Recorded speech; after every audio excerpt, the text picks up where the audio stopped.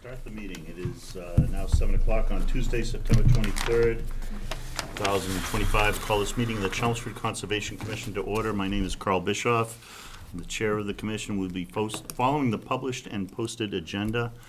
The meeting is both in person and through Zoom. In the case of the Zoom not working properly, we will continue the meeting in person only. This meeting is being broadcast and recorded by Chelmsford Telemedia and will be available on their website and on YouTube. And we clearly have a quorum, so we're good to go. I don't think we have any adjustments on our agenda. Am I right, David? I know we may get through a couple of them fairly fast, but everything's on track. Nothing new since it was posted. Okay, good. All right, so we will start with our first presenter in the open session. We have Mr. Scott Vanier from, why don't you tell us about the project? You and I have talked about it, so, but yeah, I'll let you take it from here. Hi, good evening. My name is Scott Vanier. I'm here representing NVIDIA in Westford. We are proposing to do a community service project from the office, and we would like to replace the rotted split rail fences at Red Wing Farm. Next slide. So as you can see here, currently the fence is in disrepair. It's just old, it's wood, it rotted. And so we would want to take that out and replace it with a shiny new split rail fence, just like the existing one.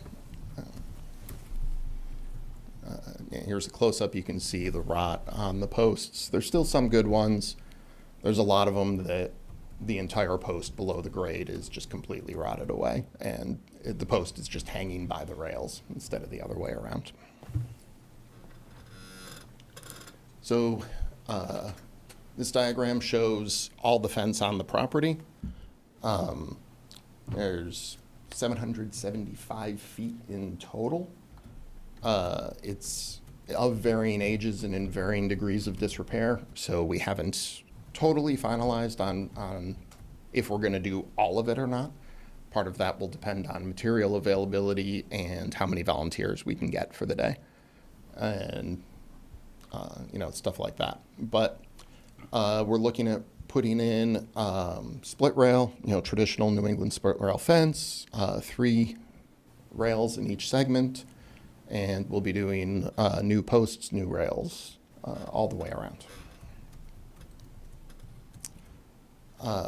The NVIDIA Foundation will be providing all the funding for materials, disposal, lunch, everything. Our Westford office will provide about 30 volunteers, maybe as many as 40, we'll see. Parking is a bit of a constraint, so we might have to limit our volunteer count. And the COMCOM and the volunteer corps that you have will supervise to make sure we don't do anything untoward, as well as provide a couple of tools and things, postal digger being the most important one. We're targeting Friday, October 17th is our work day, with a rain date of a week later, the 25th. It might be the date if we can't get material in time too, but. Certainly. So what is NVIDIA doing in this? This is way outside our core business. We have a program called Inspire 365 that allows employees to take on this sort of project, a one-day high-impact project. We all just, that is our job for the day, everyone who volunteers. Previously, we've done projects like this with a number of other organizations around here. We've done the Lowell Boys and Girls Club, the Bartlett School in Lowell, as well as with the Westford Conservation Trust. And of course, there's a few challenges here. The one we can't do anything about, of course, is the weather. Who knows what's going to happen with the weather in October? We could get a nor'easter and end up with a foot of snow. We could get a hurricane, or we could end up with 75-degree days. So that's the big unknown. The next challenge is finding a supplier for the posts. It's surprisingly hard to come by split rail fence materials, especially when you're looking for locust or cedar. So we're still looking into that. And of course, this is very quick. So even if we find a supplier and place an order, they might not be able to deliver in time. But we're going to see what we can do. Worst case, if we can't get things in time, we can always reschedule for the spring. I think is that it? I think I have one more. Yeah, and the last is the acknowledgements. Of course, have to thank NVIDIA for giving us the time to do the projects, the NVIDIA Foundation for paying for the whole thing, and then thank the Concom for the properties and the Volunteer Corps for having a project like this ready to go, especially Bill, who had pre-scouted all this and had a material list and everything already planned. So that really, Bill Dowling. yeah, that really made it easier for us to hit the ground running here. Yeah, we had a site walk. We did a site walk, I think it was in June, that some of us were there to visit the site, and we all, whoever made it, we could clearly see that fence was in really bad shape, and we needed to come up with a plan and a project, and this landed in our lap. So it's like, yay. Yeah. We're very happy. So any questions, John? You I think this is a great thing. Yeah. And I want to thank you. And I hope we can get it together. You know, you can work right into November, early December. Don't be scared. We'll see what the weather does. No, thank you. That's it's perfect. What are you going to do with the fence you're taking out? So we're gonna rent a dumpster. Yeah, Like I said, most of it's rotted away and just not useful. There's one section up sort of by the parking lot yeah, that's relatively new and could be repurposed. So, you know, up to you guys, but we could stack that next to instead of in the dumpster, and then it could be repurposed elsewhere in town. okay. Yeah, that's good to have that around. Yep. Is any of that on Bob Morse's land? No, I've No, everything's confirmed that. on- I talked to Bob, and Okay. we have many feet between this fence. Okay, okay. He did replace a big chunk of his fence, the Right. posts, this year. Right, And he made us look bad, so. right, right. Oh, and I did talk to Bob, and he offered to let us use his driveway for parking. So Oh, that'll nice, help. okay, all right, that helps, but not for 30 people. Okay, that's good to know, No, thanks. thank you. Very nice. Mark, anything? No, this is great. Thank you very much. It's gonna be hard to coordinate the logistics for 30 people there. Yes. Yeah. I don't know how that's gonna, you're gonna all have to start in like 30 5 different shovels. sections. Yeah. Well, that's why that diagram shows there's different sections, so that you can say, you do this one, you do this one. And then they're not connected, because Right. you don't wanna, like, you know, at some point you could be way off digging a hole or something, because we may have to dig a lot of holes. Right. Do we know anyone that would be a good construction manager on the board? I think we have some good people lined up, and certainly anybody here who wants to help, will, you know, oversee. Is the species a sticking point for you on the, It's really up materials? to us. Yeah. It's really up to us. Oh, So I okay. know you and I talked about the southern pine, and Right. if southern pine, we got a quote from Chelmsford Lumber, and maybe we go with that. It's a pressure treated. Besides the price being very reasonable, it's got a, 30-year, it's pressure treated southern yellow pine, but it doesn't have that green tint to it, a yellow tint to it, it's brown. So it's gonna weather fine. Yeah, and it's up to you. I think that'd be okay. The original spec that was given to me was requesting cedar or locust. We would like locust. That's the longest term, but it's just hard to get. You can't. Nobody has it Yeah. really available. So Oh, thank you. why don't we? I think we'll try to figure that out and make that happen. Yeah. And they're willing to work with us, and Chelmsford Lumber. Yes, yeah. Chris. No, Scott, thank you very much, and a big big thank you to the NVIDIA Foundation. It's wonderful seeing them step forward and do something like this in the community, so thanks. Ally? Good, you're good. Yeah. All right, Peter? Anything else the commission or the town can do other than say we support you? Is there anything specific? I don't think Volunteers, so. you know, whatever. If you happen to know of a source of post hole diggers, that would be helpful. Power or hand? Power. Yeah, the augers, yeah. Yeah, We have got, what is it, we have- 80 posts we have to We do? have around 80, yeah, but, we'll figure it out. If we have to rent a couple from Ace Hardware or whatever, or somewhere, we'll figure it out. But- Thank you. But, yeah. All right, so it's a go. Everybody's nodding. This is all great, so, we'll connect and figure out our next steps. I think it would be good if we had a few people, and we meet together and kind of plan out, to Mark's point, like, how do we have, 5 teams, 6 teams, whatever it is, organize the work and all that, so Yep.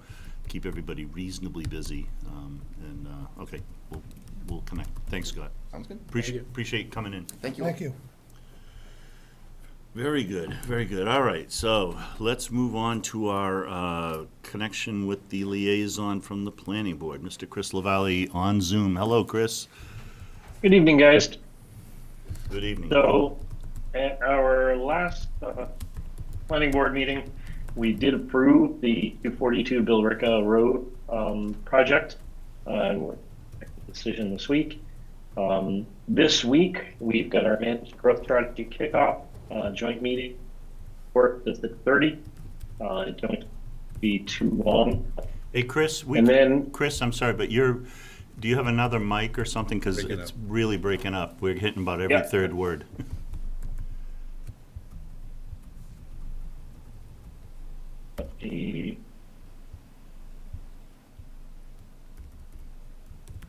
Can you hear me now? That's better. Sounds better. All right. So let me start over. So the last meeting, we ended up approving 242 Billerica Road, and we're ratifying that decision this week. This week, we have our managed growth strategy kickoff meeting starting at 6:30 with the joint task force on that. We have a number of administrative review items. The Chelmsford Water District is coming before us requesting a waiver from the full site review for their PFAS treatment plant. We've got a minor modification at 12 Kidder Street, and then 2 SAID application or applicants coming before us.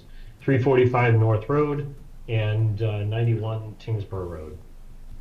We have no new public hearings for projects, and all 3 of our project public hearings are requesting to be continued to our next meeting. 152 Stedman, 191, 195 Riverneck, and 133 Princeton. So we probably will have a shorter meeting this week. Okay. Any questions?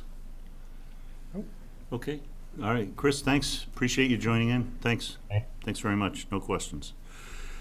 Okay, keep moving here. We've got the regulatory hearings. First up on our agenda here is notice of intent for construction air design and build at 180 Mill Road, and we have a notice.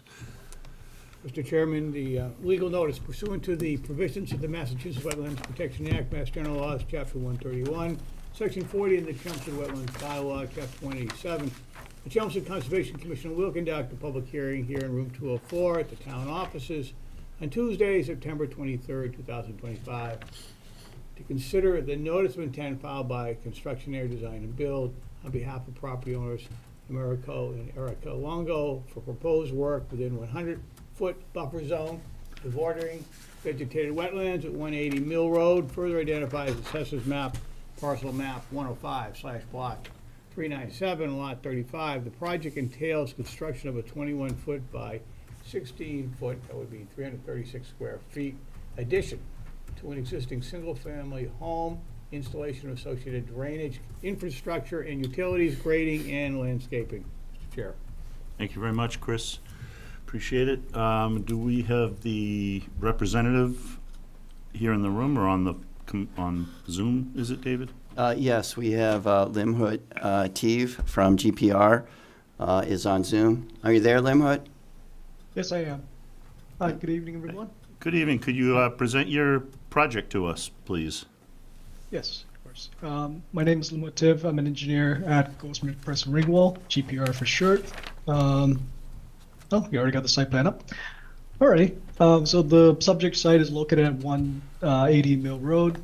The applicant and owner is proposing to install the building addition you see on the site there.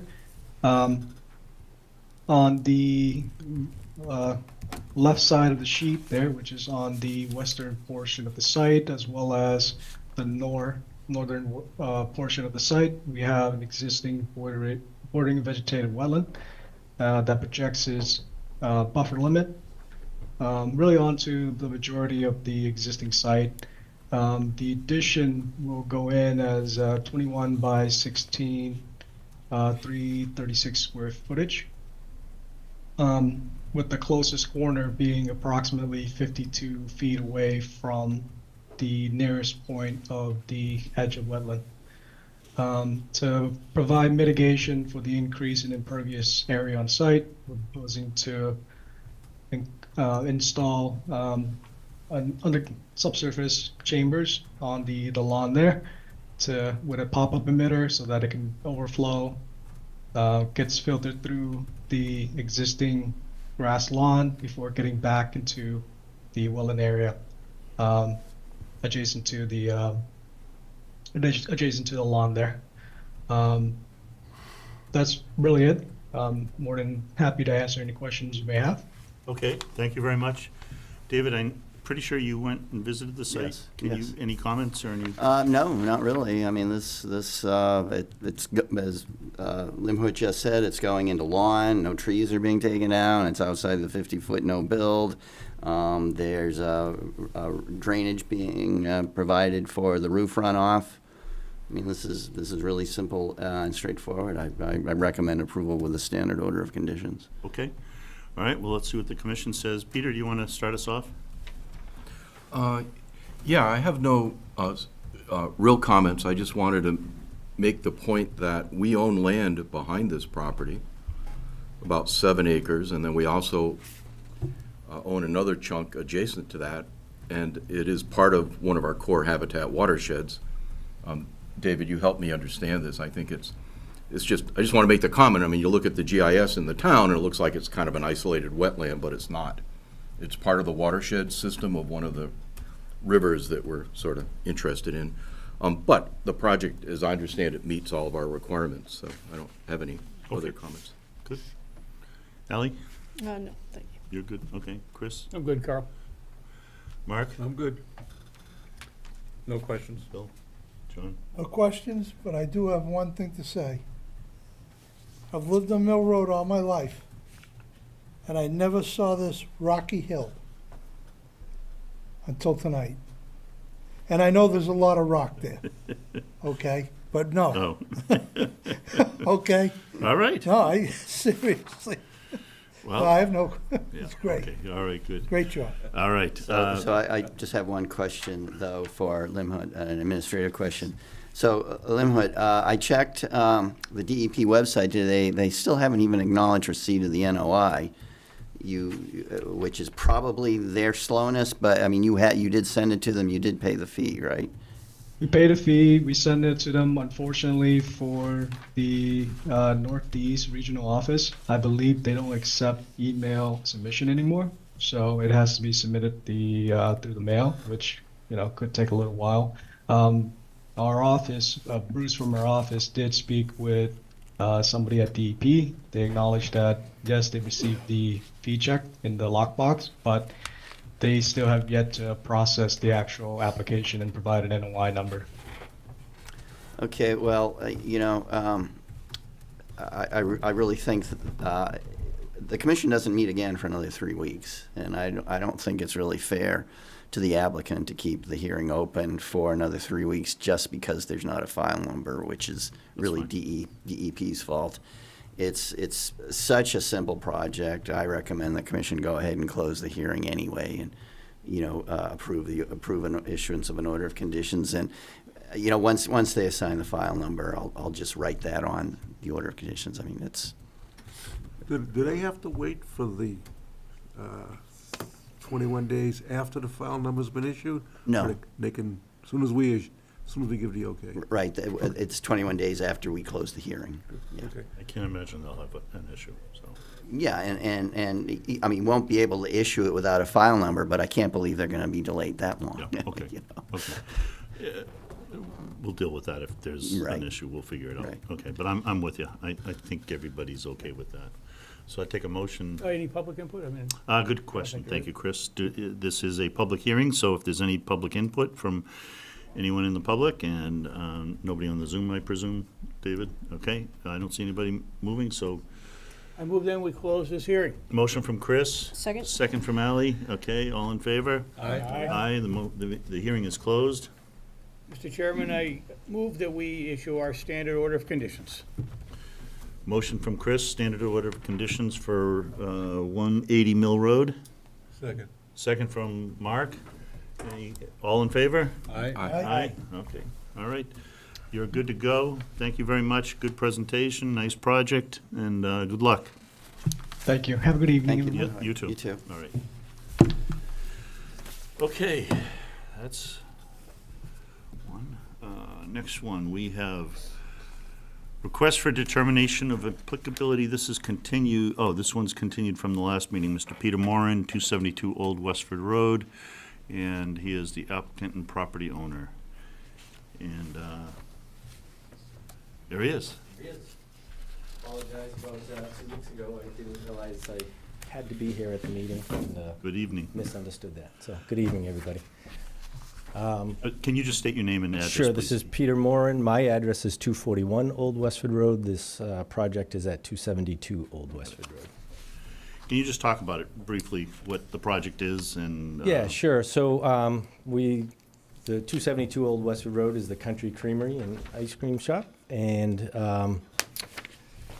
often people use the town lot and walk over to our property, and there's a footpath that has developed. It's just a dirt path.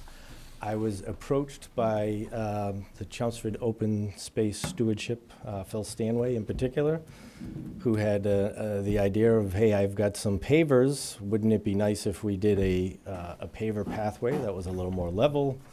And, it's an ADA improvement, if you will, and talked about, made it sound very simple. So then I found out that obviously we had to, start with this determination. And then I understand there may be some other additional steps after that. So I guess we're. Nothing simple in this Nothing world. simple. I should have known that, but that's essentially the project. So it's pavers I think, how long is this? Yeah, so that's approximately 40 feet. Okay. Phil had written up a proposal, I think it had gone to David, I believe, of the construction process. Yeah, right, it's- going it's- down it's- 8 or it's- 9 it's a- inches, hard pack, Yeah. having it retained with edging so that Mhm. the pavers stay tight, Okay, doing the sand filler and all that. But okay. he was in charge of the project itself. Okay, David, have you, anything else you want to add? No, not really. Okay, David, you've been out there, right, I think? Yes. I think well, I guess I'll ask a couple of questions first. So Peter, where is the property line? Is it the Roberts Field parking lot right there? So, yeah, so that was my impression, and then we received something from the DPW, I believe it was, Anthony? Tony, yeah. And it showed that the property line they had on file runs right through the middle of the brook, right? So then that would come out right in the middle of that pathway, Oh, which means half would be on my property and half would be on town property. Therein lies some of the next steps of, That's where it gets complicated. that's where it gets complicated, Yeah, right? So it sure. may just be scrapping the whole idea, depending on how much time is involved. well, obviously, if a portion of it is on the town property, you'd have to get permission from the town to do it. So is that what, they said something about a row permit, which I had never heard of? Well, ROW that's, permits? that's actually a separate issue. That's something that's issued by the DPW for working in the road right-of-way. So you'd have to get that permit from them, but even before that, you'd have to get some kind of permission from the select board office, probably going through the town manager. And I don't know that will be a problem. I have no reason to think it will be. The only thing that I think they will want is they will want a certificate of liability insurance from I think who's ever actually doing the work. Although maybe it would be acceptable coming from you as well. That's just another thing you would have to check with them on.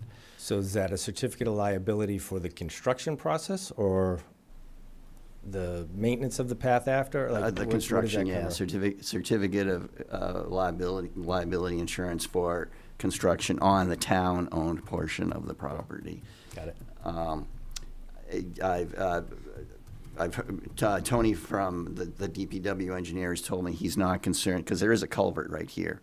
Right. He's not concerned that this is going down far enough that might potentially impact that. But you can see, I mean, this is proposed to go really, really close to the wetlands, which is right over here. And I think with regard to potential wetland impacts, I think the biggest concern, and I mentioned this to you before, is where's the drainage from the walkway going? Would want to make sure that it's not running off in such a way as to cause erosion that would then flow into the wetlands. So I don't know how that can be assured during construction. I mean, there's no elevations, for the slope and the pitch that's shown on the plans here. And maybe making it perfectly level would be fine, but I think that's something that who's ever actually doing the work, will need to be aware of and, deal with. Again, I would probably, so Phil was going to run this project. Went on the assumption that he's got the know-how and the skills to do that, and the team to do that. Mm-hmm. So, I mean, this is an RDA.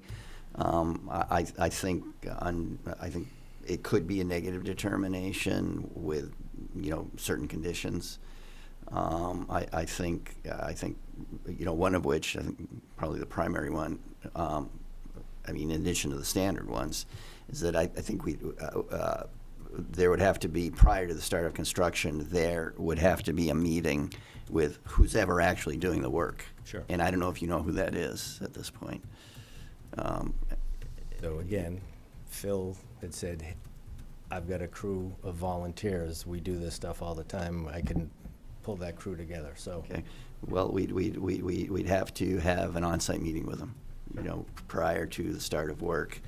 Assuming all these other issues can be worked out, have to talk about things like, what equipment is being used, what machinery. Probably it would be a small, a mini excavator. I don't know. People on this commission know more about that than I do. We'd have to get a detailed, construction sequence, something like that.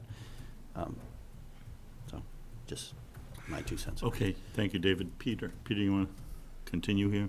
Yeah, so my first thought, Peter, I think you understand this, but town law is no disturb within 25 feet of a wetland. So that's one thing, one reason David's asking all these questions. Yeah. We can grant a waiver, but, it's not unusual either, but it's not Right, yeah, straightforward. So that's. Went through some of this when we put the grease trap out behind the building, so I recall the process. Yeah, so I just a wanted little to make bit. that Thank you, comment. though. Yeah. Secondly, this is interesting, these, like I said before, these wetlands are all connected into a system in town, and that's one thing we're here to try to protect. So that's the other reason for questions. I do have a question, maybe it's for the commission or David, but our regs, we don't talk about this a lot, but our regs call for doing a alternative analysis. So the question I'm asking myself and the commission, there are alternatives. I mean, do nothing, don't use bricks, use something else. There's a bunch of alternatives. This analysis doesn't need to be a big engineering study, but I'm just sort of asking myself the question. If the proposal is to dig in the 25-foot no disturb zone, should we look at alternatives, and what's the benefit to the wetland of having the bricks versus the dirt? And you could make an argument. I mean, let's not get into it now, but you know, the argument is when it rains hard, this stuff probably washes junk into the thing. When you got bricks, maybe that stops it, but the bricks probably makes more, you know, it's a technical thing. Yeah. Not saying we have to do a big study, but it's just something to think about. And So I would that's certainly all I have. entertain alternatives, and I would entertain doing nothing, so. What's best for your business? Yeah. I would Yeah, ask so that this- question too. There's you a know. perfectly good sidewalk 10 feet away. Exactly. The sidewalk's right on the other side of those rocks, and, you know, we've been open, this is our fourth season, and we've had no problem with people walking the path that's there, so. Yeah, but again, I think the point is, It's a good point. I mean, it's not really our purview to worry about the business part, but Sure. the town has spent so much money on Roberts Field, and it's a great place, and you're part of that, and, you know, want to respect that. Right. No, I appreciate that. Ellie, you have questions? No. No, okay. Chris? Yeah, so Mr. Moore, I just think it's one, as we kind of start to get into this, what looked like a pretty simple type little path, Right. I think is getting complicated. Right. Especially with some of the issues and some of the legalities with the town owning part of it and all that. So I personally think that it might be simpler just to kind of, you know, withdraw the request and leave things alone. But that's just my thoughts. So, you know, that's probably what's my gut instinct in my head is right now. I'd love to hear what Phil has to say if he's got any other ideas or whatever, but. Mark? A lot of those sentiments I echo too, but I was down there last week, and the brick you have there isn't nearly enough to do that. Yeah, well, I believe he still has more of that same brick at his location there, the open space, Okay, because you got 160 square feet, 160 square feet. and they're about 3 brick a square foot. So we're looking at a lot of brick there. He's a contractor. Yeah, I know, I get it. Yeah. Stone dust and, yeah, if it all falls together, great. It's gonna be a lot of work on somebody's part, just to get it to start, Right. so, but maybe a couple bushes there and use the sidewalk. Just a suggestion. You're not the first person to suggest that. Mr. Vines? Hello, Bill. Hi. On anything like this, to be consistent with other projects that we do, we have a certified plot plan, especially when it's half of the property is his and half is the town. Just to cover everyone of who's doing what on whose land, who's responsible for it later. I'd hate to see him have an issue down the road because of something we did here. I don't know if you have that a plot plan from the freeze tank when we did that. So let me flip it the other way. Wouldn't the town have a plan of where their property ends? But not of your property. You need, No, but where does the town property end? That's where mine starts, right? you're at the halfway in the. Maybe I'm oversimplifying. Huh? Maybe I'm oversimplifying. Can I jump in, because this happens a lot.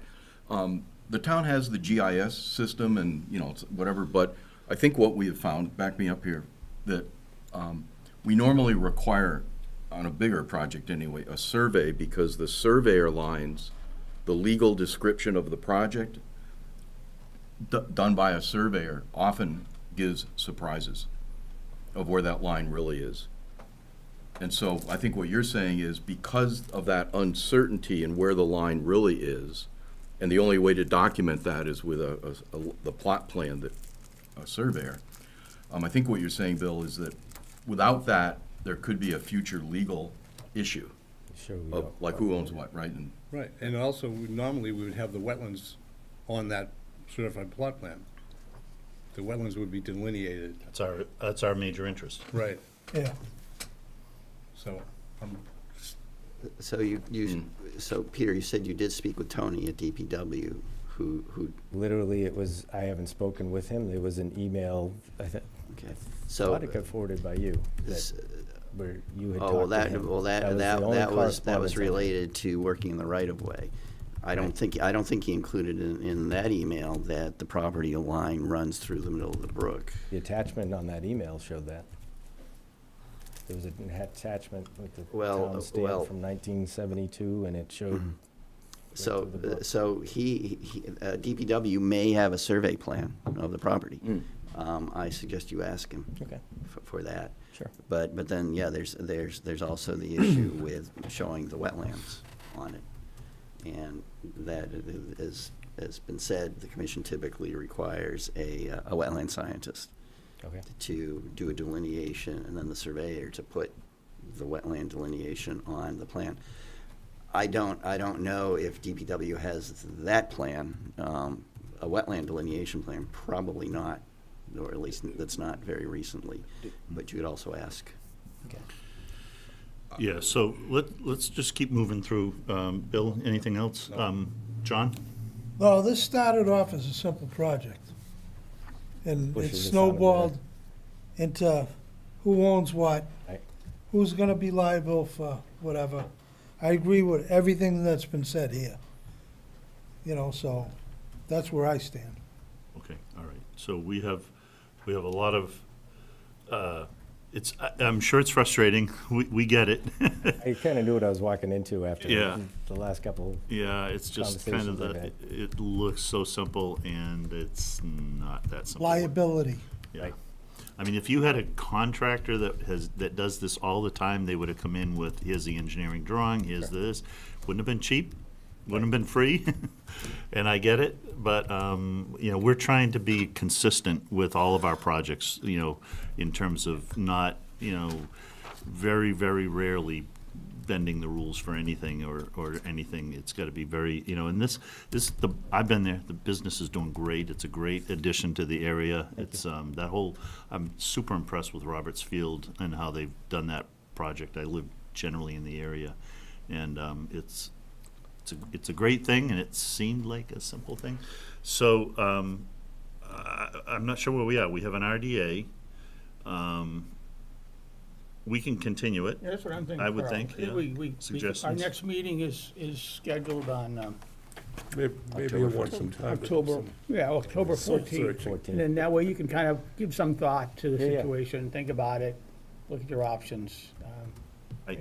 I would be willing to waive all the fees that might have already been submitted if you decide you want to pull it back. I don't think we, you know, this, anyway, that's my thought.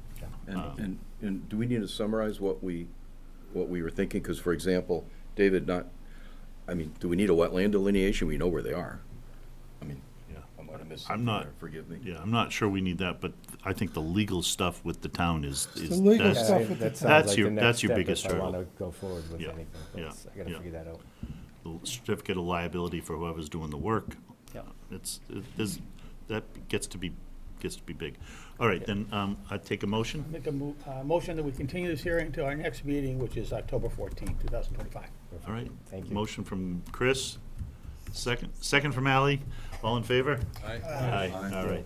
Good luck, Mr. Warren. Thank you. By the way, you got incredibly great ice cream at that place. Like to hear that. Incredibly great. Say that again for our TV And audience. for the TV audience, Chelmsford Creamery, Country Creamery. Country Creamery. There is Chelmsford Creamery over on 3A. the other place, that's right, Yeah. competition. All right. They're both good. They're both good, 272 Old West, okay, that was the one we just did. Now we are up to the NOI, continued from August 26th. This is for Avatar Construction at 242 Billerica Road. Mr. David Cowell, we have not. I have not heard a thing. anything. I've And gotten he's not in the no- room and he's not on the Zoom? No, is there anyone? No, I don't think there's anyone here. So did not receive any new information that the commission requested, did not receive a request for a continuance. Okay, the planning board said Chris yes. said that they closed on that. Yeah, so- I don't know if, again, there was a misunderstanding. I mean, we can check the minutes, but No, I specifically remember we purposely put it out 2 meetings because they had the planning board meeting in the interim. Well, and they requested that. Yeah. They requested the September Yep, 23rd, yep, as so- I recall. Okay, so I'm fine if we continue this and see if we can straighten this out for our next meeting. I want to take a We motion. have to put a limit on Yeah, this is one time, yeah, one more. yeah. Okay. I move then that we continue this hearing until our next meeting of October 14th. Motion from Chris, second from Mark, all in favor? Aye. Okay, we'll continue the hearing to October 14th for 242 Billerica Road. Okay, next up, we have notice of intent. Also, this is actually from August 12th. This is owner Dylan Lee for Russell Road. We have Mr. Hamer here. Just as a note, I know John and I were both not here at that meeting on August 12th. I don't think there's been a meeting since, but we both did the Mullen so that we can participate in this. So let me just say, left over from that meeting on August 12th, there were some issues with the pre-existing building, some questions about the status of that building. There's some question about the commitments from the applicant for permit conditions, about things like shrubs, lawn size, et cetera. And then there was some questions about the groundwater displacement issue, and the construction of the frost wall. I think that was kind of it. David, am I missing anything else that No, we were no. trying to cover? That's fine. I think where you were is fine, yeah. I That's mean, good. there are a number of screens where the same plan can be shown. And Okay, so meanwhile, we have received new info from the applicant, which included a cover letter that we received, a revised NOI, a footing analysis, and a foundation plan. So we have all that information. Good evening, state your name and we'll get going here. Okay, great. Good evening, Chair and members of the board. For the record, my name is Matt Hammer with Lamplex Engineering, 60 Fletcher Street, Lowell, Mass. We're here this evening for a continued hearing for the property known as 4 Russell Road. At the last hearing, when we were before you, there was some additional recommendations and information requested, of which it took us a little bit of time to put all that information together and have that be accurate to the commission. So we appreciate the continuances that the commission did grant us to get us to this point. Those documents that were additional were pertaining to the building here. There was a question as to the impact of the footings, the analysis of the footings and its impact potentially to the groundwater in Freeman Lake, as well as those plans were requested to be looked at by a structural engineer, namely the architect, so that we submitted a stamped foundation plan for the building to ensure that all the details of that building have been worked out with an architect. That plan that was submitted is this plan here. This plan shows all the individual footings as well as the mechanical chase and the footings for the stairwell or the exit to the building itself. All of those footings have been quantified in a report that we submitted to the commission to show the displacement of those footings to what is there now, which is sand. So we showed the difference between the porosity of the sand displaced by concrete. That analysis essentially yielded a potential net increase in volume, which would be 1/10,000th of an inch to the watershed that's affected by those footings. So we provided that in a full detailed analysis for that. Part of the discussion was to create some additional restoration areas. So we have done that as well. There was a recommendation to provide a restoration area along the Freeman Lake, which we have done. That's shown here in green. There was a request to provide an additional restoration area, which we provided here, which is 392 square feet. The original restoration area remains with the removal of the existing structure and restoring that area, as well as removing invasive plant materials within this area here. And then there was an additional recommendation, and this is along Carpath Road here, okay? In Carpath Road, there's a area of historical dumping of debris in this area. One can drive right up Carpath Road at any time of the day. And there's an area here that we have provided an additional restoration area of 2,300 square feet of area, which is shown here, as well as a installation of a split rail fence. And on that split rail fence, we would put signage that says wetland buffer area, no dumping, as signage on that fencing, so that moving forward, there would be considerably less likelihood of there being any dumping here, which has been happening over quite some time. As part of this restoration proposed here, we would also remove anything. We would also remove anything that you could remove from there that would be affecting this restoration area as well. I'd like to note that that total area of restoration is now at 4,162 square feet. There's a Norse report which also outlines how that restoration area will be planted with a mixture of native trees, shrubs, and ground cover.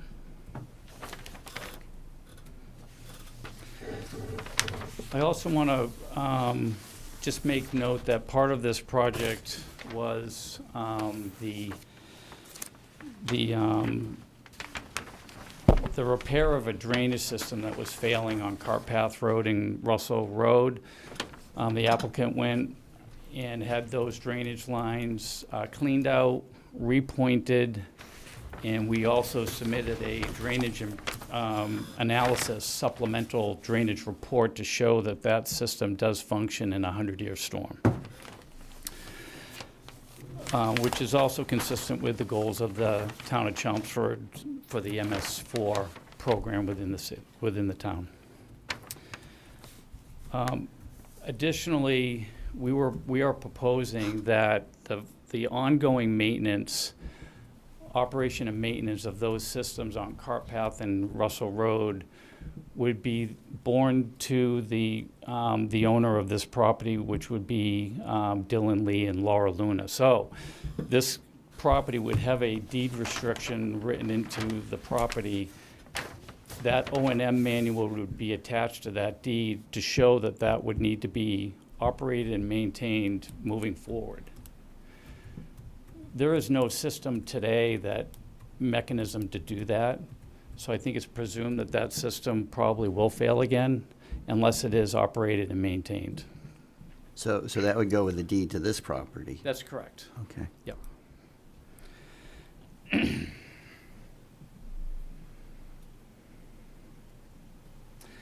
Should also be noted that we were asked to do a isolated land subject to flooding analysis for the rear of the property. We provided a full submittal on that analysis for the isolated land subject to flooding, which has a threshold of 1 acre foot. And we did that analysis to show that the rear area is 30 times smaller than that 1 acre foot threshold. So the proposed building is 433 square feet in a footprint. That would be removing the existing shed, which is 222 square feet. And it just so happens that this building, you know, we can call it a tiny house or a small home, but it ends up that that home is going to be 900 square feet. It just so happens by coincidence that it coincides with the ADU new law by the Commonwealth of Massachusetts, which has 900 square feet as a threshold. So I think in the vein of creating new housing for the town of Chelmsford, this also falls in line with that goal of the Commonwealth of Massachusetts. The driveway is a vegetated porous material, so that's a best management practice that provides a green area as well as full infiltration for the driveway. The roof runoff will be facilitated in a 1.5 foot wide drip drain, which will be fully draining as well. I should note that this lot is relatively level, slightly pitching to the rear of the property, and that this property will be fully draining within the property itself, so there'll be no drainage mitigating off-site.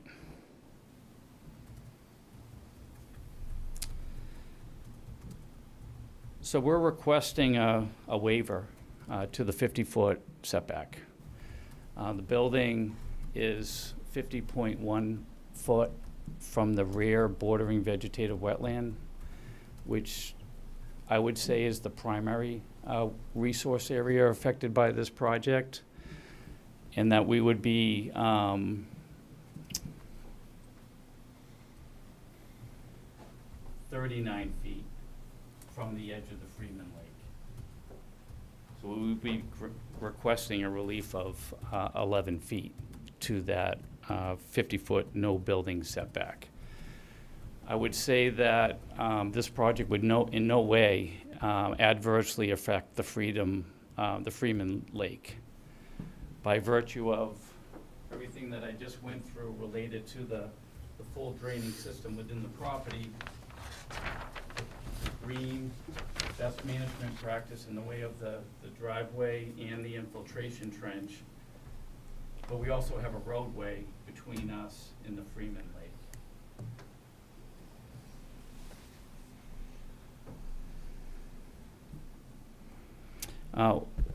Something came up about pesticides at one of our earlier hearings. We have no problem putting a restriction of having no pesticides on this property as well. So that if we eliminate the no pesticides on the property, then that we know will not affect Freeman Lake in terms of the proximity of this project to Freeman Lake.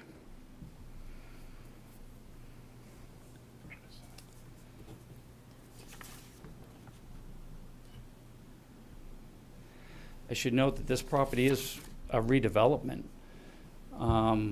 This property right now has a water and a sewer service to this property. We have a structure on this property. There's a utility pole in the middle of this property, and it is serviced by electricity. So having those components available, and we have checked with the town of Chelmsford's engineering department, and those utilities are available for this project in spite of the sewer moratorium for new sewer connections. So I think that's important that this area has been slated to be serviced by water and sewer to the municipal system.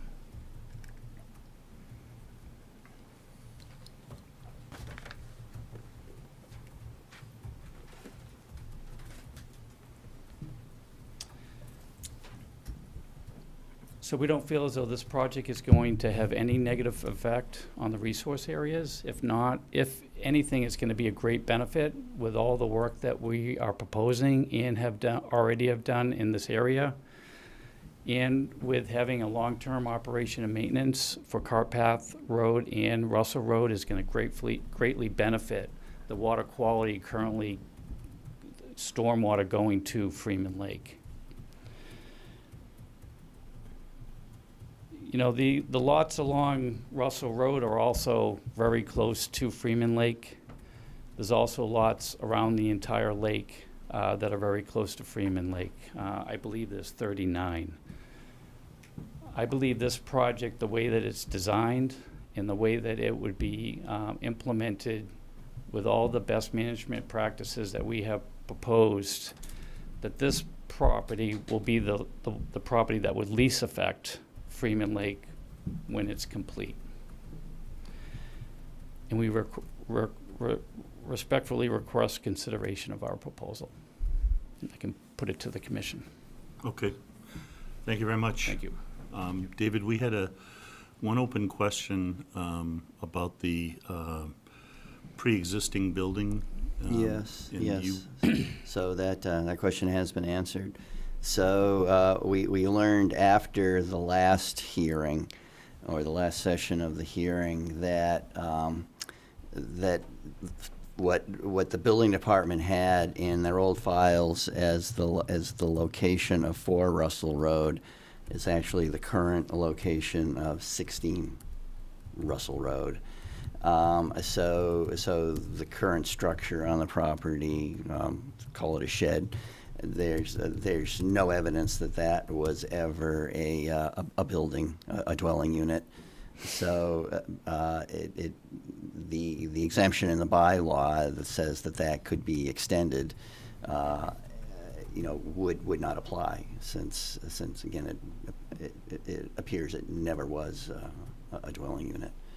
So, it just it's if I had to point fingers, if I had to point blame, it's the town and their lousy record keeping that led to that confusion. The assessor's office can't tell me when the current 16 Russell Road was changed to that number from 4 Russell Road, but it some point back there it was. So I think that issue has been resolved. Do you have any other comments before we go to the commission? Just a few questions, Matt. So how many footings are being proposed?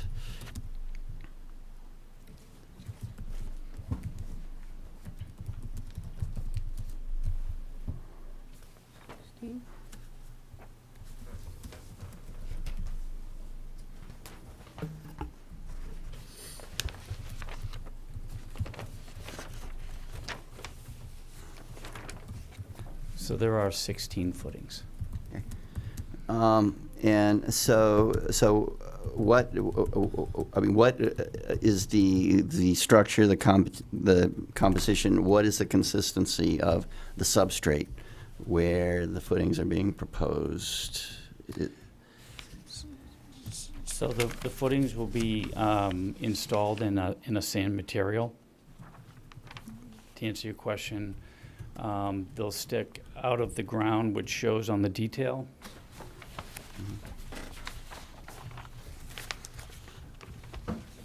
Here, 8 inches. This would be the grade. And then this would be 80% above 3/4 inch stone gravel underneath the structure, so that's fully draining. And then the structure is here. The utilities come into the building through this mechanical chase. But if you could just point out the finished grade there. Yep. So that's the ground surface, Correct. right? So what assumptions, if any, did you make about the groundwater elevation or the mean groundwater elevation? Because I think groundwater is pretty close to the surface there. That's right, it is. Did you actually do any testing? I mean, did you go out there with an auger or anything like that? Well, we have dug a hole, so we do know that there's sand there, and that this building can sit on sand through these footings that has been analyzed by the architect. But it's wet sand. I mean, isn't it really wet sand, isn't it? It's not quicksand. Okay. Okay, it's a sand material, and if you look at all the homes on Russell Road, the reason why they're not sinking is because they're on that same sand material. It's the reason why the road's not sinking. Mm-hmm. So it's a suitable material for construction. So, I mean, do you have a good understanding of what would be the work sequence for actually installing these footings? Yeah, they'll be dug out, and these footings get installed into the hole. They dig a 4-foot hole and put the footings in. But if the hole fills up with groundwater, I mean, is that gonna be an So issue? we're gonna have to de-water it when they do that. Okay, so we'll need a dewatering plan, prior to the start of Yes, construction. we can provide that. Okay. And so, I mean, I don't want to labor the point. So it's the footing extend 4 feet below the surface of the ground, and the structural engineer has said that that's far enough? That's correct. Okay. So, I think the only other thing, and it's very, very minor, I don't see the setback from Freeman Lake shown on this plan. You mentioned it was 39 feet, but it looked like you had drawn that in. Yes, that's correct. So I think that needs to be added to this Sure. plan. It is 39 feet. Okay. So, I don't have any other questions. All right, we'll start over here. John, you want to start us off? Yeah, I'd just like to make a couple statements. You said that this had been hooked up to town sewer, the shed, and town water.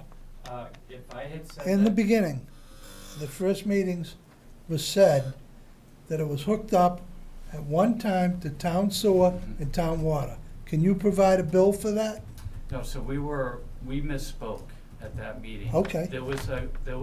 So when you go to the building department records and you look at 4 Russell Road, we came to find out that 4 Russell Road is actually 16 Russell Road. So we were looking at building department records that said 4 Russell Road, and that's where we came up with that information.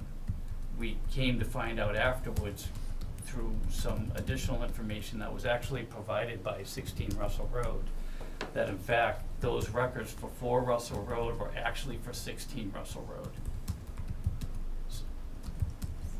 You also stated that somebody had lived in the shed, That's right. We Correct. went through those records, which we. with town water and sewer. That's because when we were reading the records, it was saying 4 Russell Road, but the records were incorrect in the way that they were labeling the address, because they were actually for 16 Russell Road. And this was the pretense of why you were able to want to build this, because of that shed. Well, the reason why we thought we could build on this property was because there was a sewer and a water stub put into this property. When we had looked at the building department files, and it said 4 Russell Road, and it talked about the improvements to 4 Russell Road, that gave us it falsely gave us the notion that this was lived in at one point.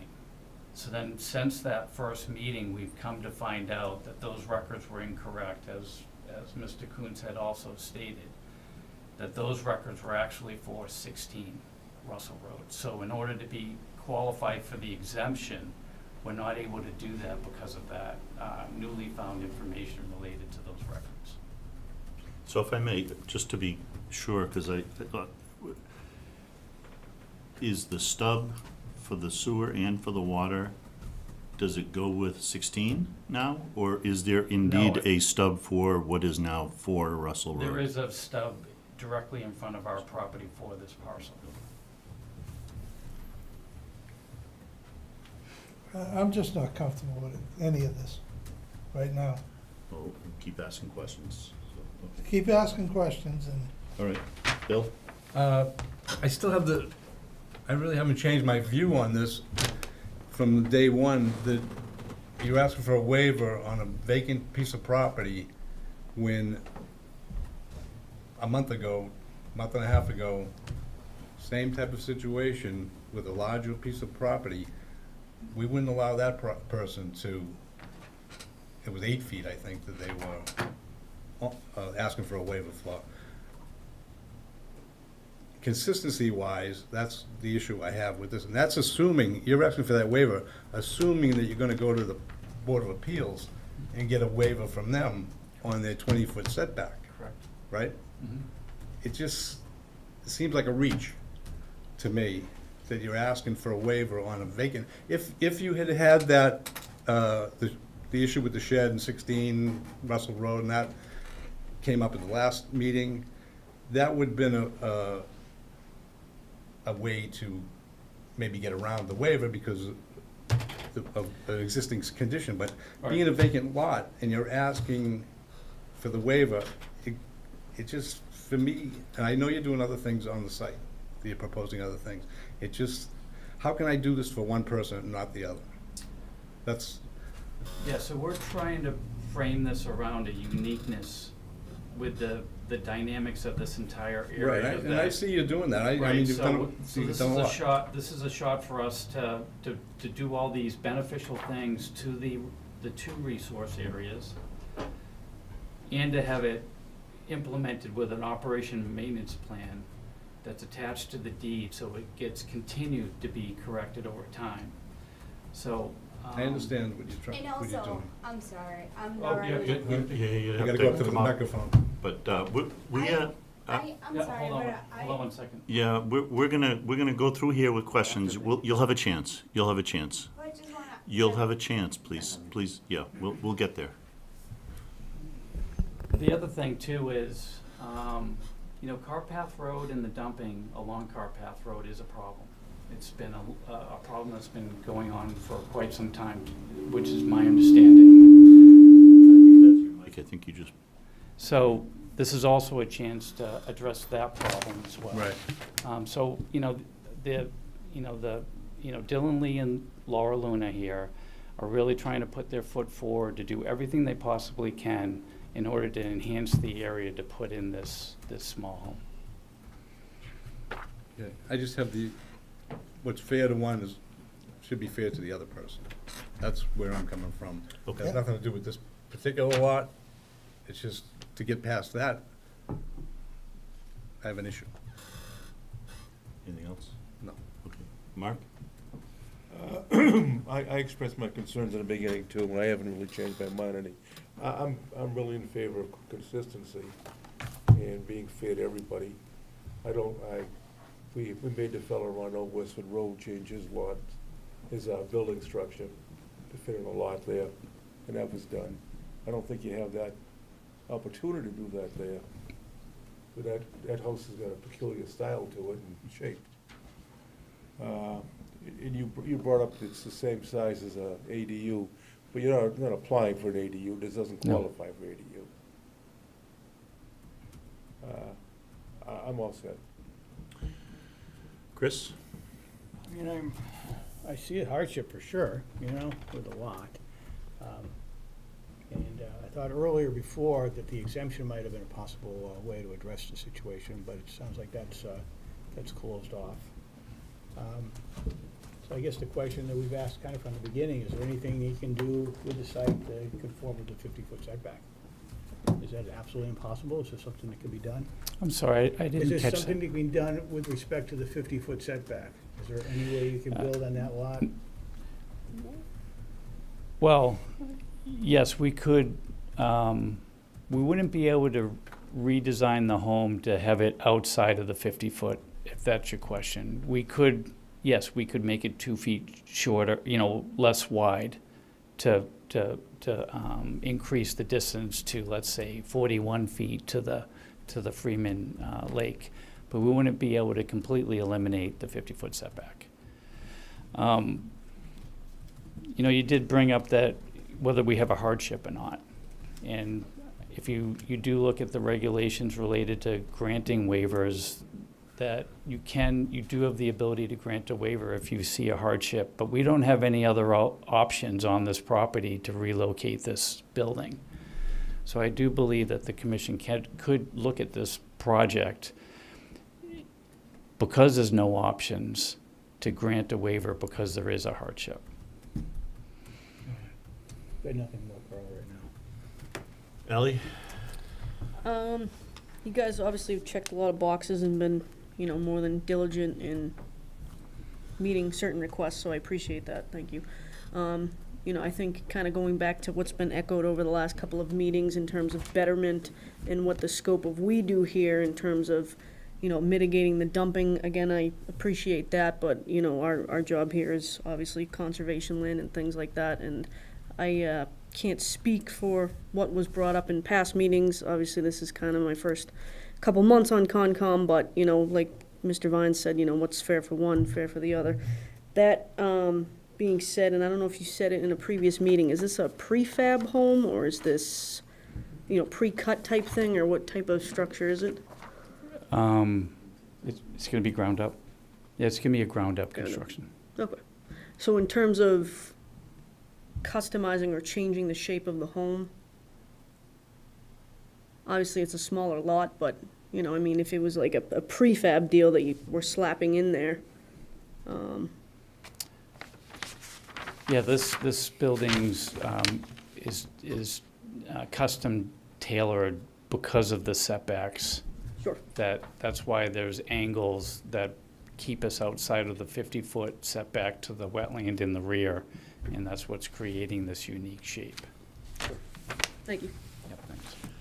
Peter?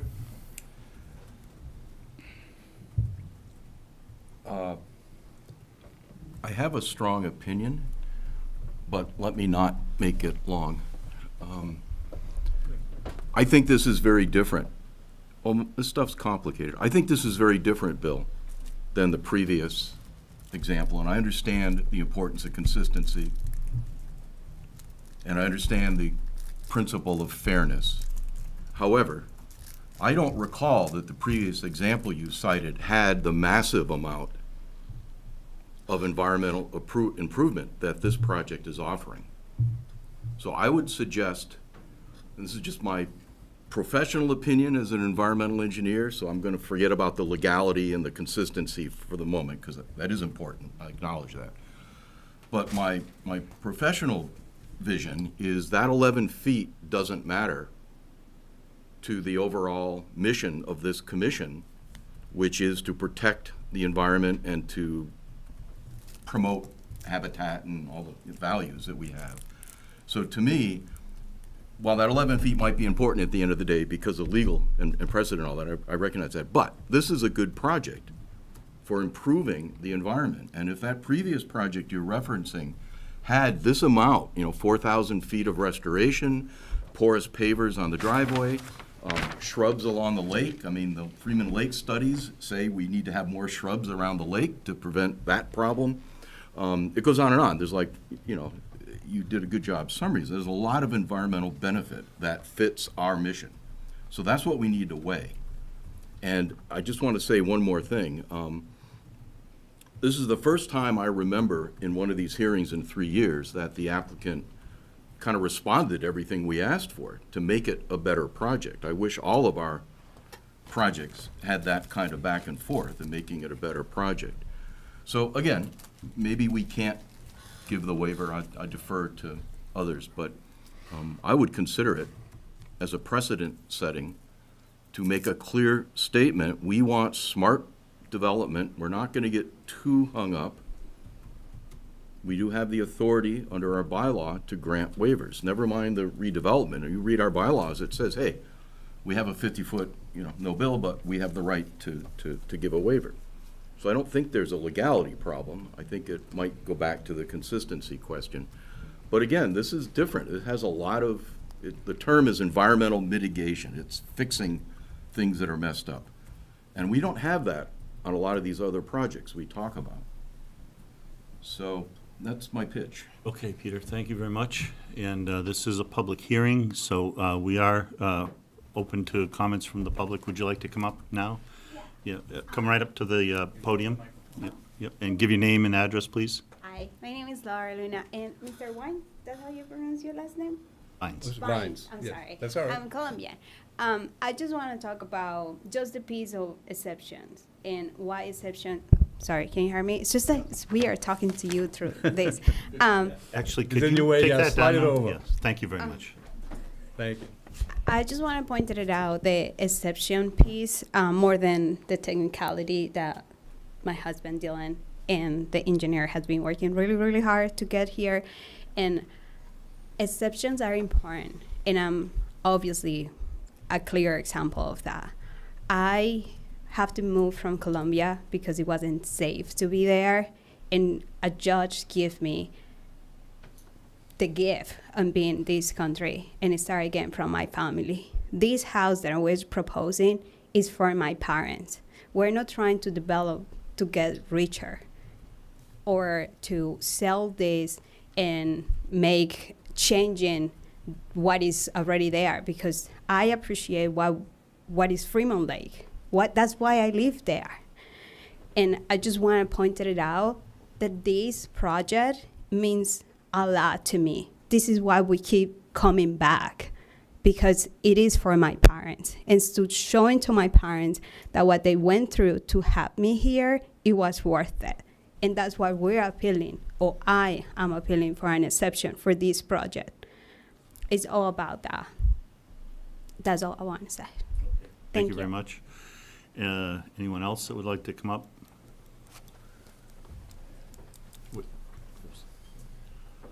Emily Barron, 16 Russell Road. Well, now I'm a little bit more confused because last meeting you guys said this was for Dylan's parents, not yours. So, Can everybody hear? sorry, can you guys hear me? Yes, I can Okay. hear you. Yeah. So there was a bit of inconsistency on whose parents and the point of this project is for, but also just as a bit more background on the confusion of the numbers, if you guys want to, I can give it to you. Russell Road, it's still a private road, but it used to be we didn't used to get any town services. And at that point, my house, 16 Russell Road, was four because it was the fourth house on the street. But when the town came in and put sewerage in, that's when the old owner of what's now 4 Russell Road, the owner themselves paid to put the sewerage pipe in. The town didn't. The town came in and renumbered everything so that we could start receiving services, which is why my house switched from 4 to 16. And then for some reason, the paperwork just never got updated. But I am asking that, you said 20 minutes ago that you guys are trying to remain consistent. And while it's a slightly different project, realistically, any construction on this road is detrimental to the wildlife and the environment in the area. Unfortunately, my own house had to get renovated a couple years ago. And there was a negative impact. I hate to say that, but we really had no choice in renovating, and we had to. But there was a huge negative impact on the wildlife between the lake and the swamp, because they go back and forth all the time. So putting something that has no house there and then now putting a home there where there's going to be people all the time is going to negatively impact the wildlife between the two wetlands. So I'm just asking that you guys remain consistent in what you said about not providing a 50-foot waiver. So thank you. Thank you. Marcia Davenport, 62 Groton Road. I just want to say, what's fair is fair. Can you just say your name again? Hi. You're all saying what's fair is fair. Can you and say your what's- name again, please? Oh, Sorry. Marcia Davenport, 62 Groton Road. Got it. So we're all talking about what's fair is fair and how the neighbors are seeming upset. But the other neighbor that lived there prior to him that ruined all of the properties and nobody had anything to say about it, and he ruined my property, he did all the stuff with verbal approvals. And these people are trying to fix what he did and make it better for everybody. So I don't see what the big problem is if he's trying to fix the wetlands or fix all the drainage that's coming, where Wesley Malowich ruined Cart Path, Russell Road, and Groton Road. And when I went to the town all the time, some of you people were not here. For 14 years, I went to the town complaining, and I just get, pushed away and told, oh, it's all verbal approvals. They came. I would call them to come look at my property and show the damage she was causing. I would talk to the neighbors. Nobody would say anything about it. So I just feel it's funny that everyone's complaining now when he's trying to fix all the damage that was done by Wesley Malowicz, who nobody said anything about when I went up complaining. So my property was totally, my backyard was ruined from all the verbal approvals that he got doing all this stuff. And the town didn't do anything. So I don't understand why they're so hard on these people when they are trying to fix it. So, and nothing happened to Wesley Malowitz for doing it. That's all I want to say. Okay, thank you. Okay. Dylan Lee, 20 Russell Road. Thank you, Marcia. Appreciate it. I understand the consistency argument. 6 of the 9 houses on Russell Road are within 50 feet of the lake. There's 53 houses that abut Freeman Lake. 29 of them are within 50 feet. There is nothing extraordinary about, if your house isn't 50 feet of the lake, you don't have a lake house. You know, I know you all are having trouble policing your sections of the waterfront where there's illegal fishing happening. Imagine what I deal with. I have 400 feet of the best beachfront on Freeman Lake, and it's not fair to me to have to keep kicking these people off and then ending up in these confrontations. And, you know, as far as consistency goes, you know, like she mentioned, she said it was a renovation. It was a full build. There was a foundation there. They dug up that foundation. They moved it 12 feet to the left. They removed 6 trees. And they built a house with a full frost wall foundation and pumped all the water into the wetlands. Every single house on my street has a crawl space foundation that was dug, and they pumped water into the wetlands. They all have solid blacktop driveways. If I don't get this waiver and one of those houses burned down, I don't know what that means for them, right? But what I'm proposing is the least invasive and the smallest house on the largest lot in the neighborhood. And, you know, I really appreciate what you said, Peter, because, like, I understand it's a tall order to get one of these waivers. And I've been at this a year and a half, and I do want to make it very clear. When we came here first, Peter made the suggestion, go to DPW, see if you can work together with this project, provide an easement to solve the drainage on Groton Road. We got shooed out of the office. We came back. Is there anything else we can do? Then the suggestion was prove a betterment for the neighborhood with this project. From there, we fixed the drainage on Russell Road. We pumped out the basins. I spent $3,000. I redid the coverts. We came back with those calculations. It's prepared for a 100-year storm. But we were assured that that was going to be sufficient to get the waivers. And then that goalpost got moved again. And then it was do restoration work for the wetlands, do a vernal pool study. And then we even took it upon ourselves to shrink the size of the building. So, you know, we spent a year and a half and $40,000 to answer the questions that you all are asked of us. And the 4 Russell Road versus whatever the address is really just a paperwork error. When we started this project off, Matt told me if you don't have a sewer stub, you don't have a project. I called Sharon at DPW. I asked her, do we have a sewer stub at the first lot at the beginning of the street? She said, yes. I said, can you give that to me in writing? She emailed me, and I can forward you the email, and the subject line is 4 Russell Road, and then there's our lot with the sewer stub. We assumed that the address was 4 Russell Road. We didn't present that with any ill intent. Since we learned that, I learned that the water department has at 1 Russell Road. The DPW magically changed it in their system from our last meeting to now, from 4 Russell Road to 0 Russell Road. And National Grid has it as 1 Crystal Lake. And it's, you know, just frankly, this whole paperwork error is not our fault. We just can only go off with the information we have. And, you know, with respect to the other project, you know, that was a subdivision and, you know, engineering that bumped into a 50-foot buffer where they had a lot of room to move it. This is a 2.7 acre lot with a residential code 1310, which is residential plan development. And, you know, so it was land intended to be developed. I'm developing it in the least invasive way as possible, because I do live in this neighborhood and I have no interest in destroying it. Thank you.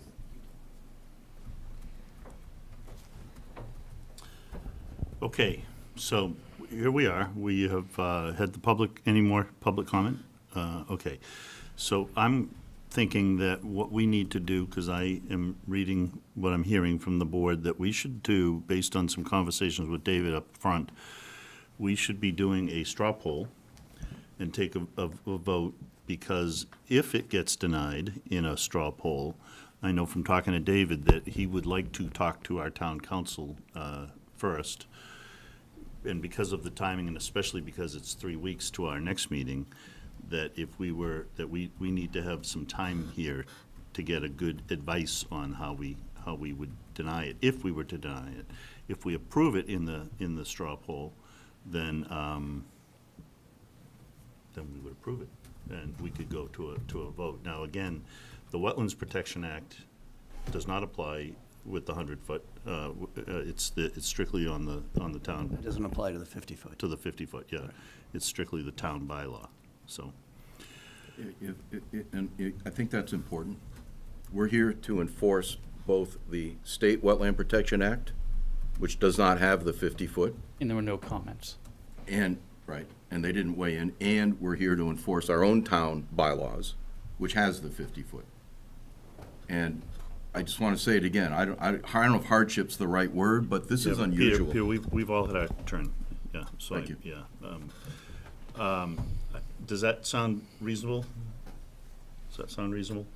So, we've all had a chance to discuss. I think intent is that we're asking questions of the applicant, and we all editorialize with our comments, so I think we've deliberated, if you want to have any more deliberation. I don't think we want to close the hearing until we go through this process, right? We don't want to close it, because then you start triggering the clock, and that's a real challenge where we have 3 weeks. So I'll take a straw poll, and I'd like to ask Chris if you could word it. I think if we word it in the affirmative as approving this as a project, if that makes sense. Okay. And that way, because. Yeah, when we take a straw poll as to if the member is in favor of a waiver to approve the project, we say that. Okay, so we have a motion for a straw poll from Chris. Yeah. We don't have to do a all in favor. We don't have to do a second. Clarification, a waiver from what? It Not would the be- not the redevelopment story. It would but be the just waiver Chelmsford Wetlands Bylaw, Chapter 187. 50-foot. 50-foot. No build. No build. Exactly, A the waiver to 50-foot, yeah. It's And we're specifically. talking 11 feet Exactly, into that. it's 187-5, limitations on construction and disturbance, and it's with respect to Section A, the 50-foot setback. Thank you. Can I ask a question? Sure. The road comes into play.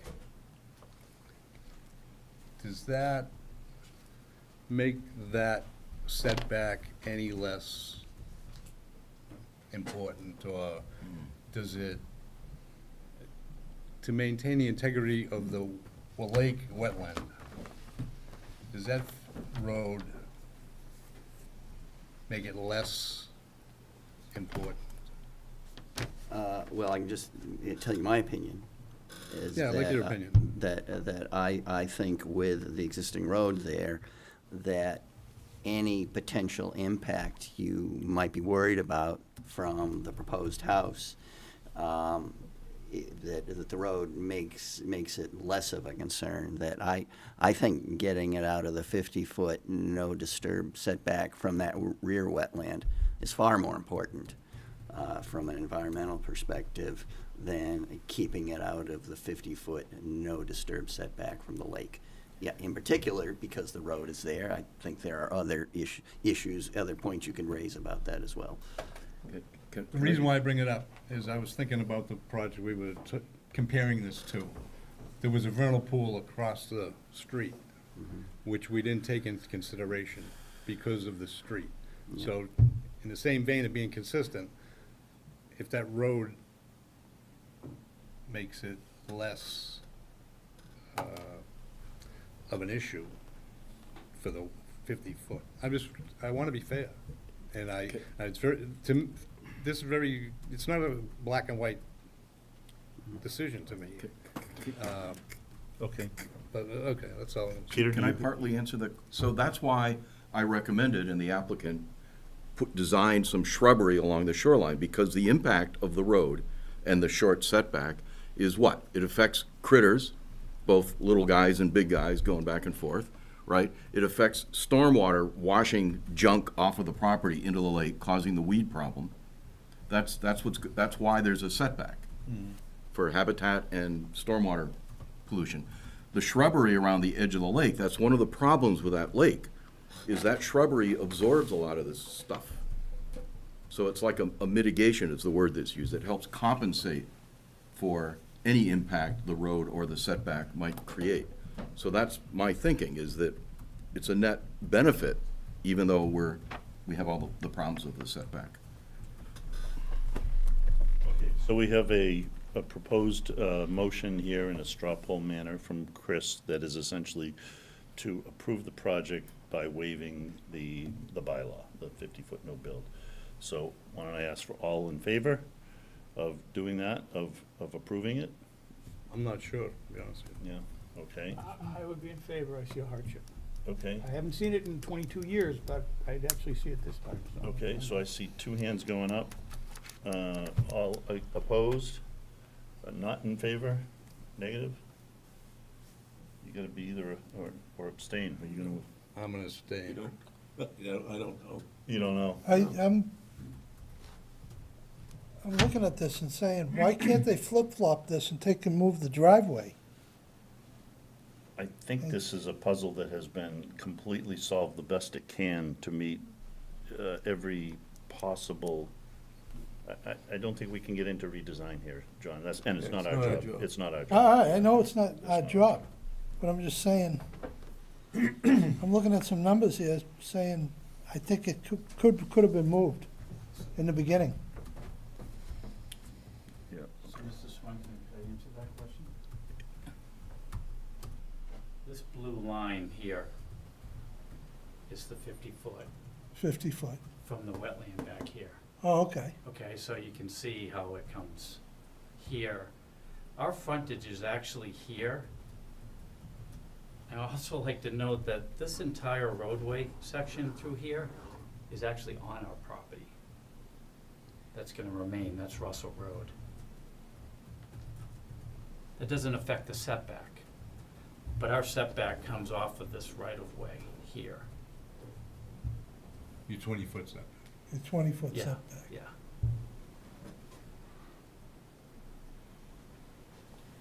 A lot of the utilities and such are not actually under the road, they come off of the road.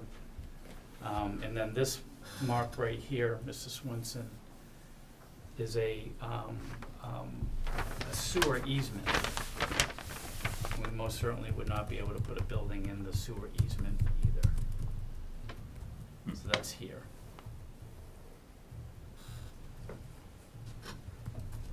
You called this a redevelopment, didn't you? Yeah. But it's not. That house never existed.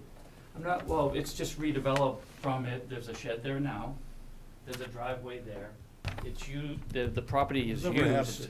happened. I'm not saying redevelopment as a residential structure, I'm just saying it's being redeveloped because all of the proposals that we have before us is on a part of the property that's already been disturbed. There are no trees being cut down for this project or no tree clearing to put this project in. We're on top of property that's already been developed. No, I understand Okay, all that. We've so- been through all that. I just want to make sure that we're not going to consider this a redevelopment. It doesn't have any of that information for that. Do you agree with that? It's a development, it's not a redevelopment. That's right. Development. Doesn't matter. I don't think that matters. David, is it? No, I don't think it matters from a legal perspective for the Does the commission. fact that it was lawn come into play? As opposed to, From a legal perspective? just, Or- should it come into play in our decision that it's the lawn? Well, I think from the perspective of wildlife habitat value, I would say it certainly could. We know that there's a vernal pool in back there, or we strongly suspect. I don't know whether, did the consultant actually? The look at that? consultant did look, it's potential, it's listed as a potential. So let's just say for the sake of discussion it is. I mean, it certainly looks like one to me. I'd like to show you where that potential is.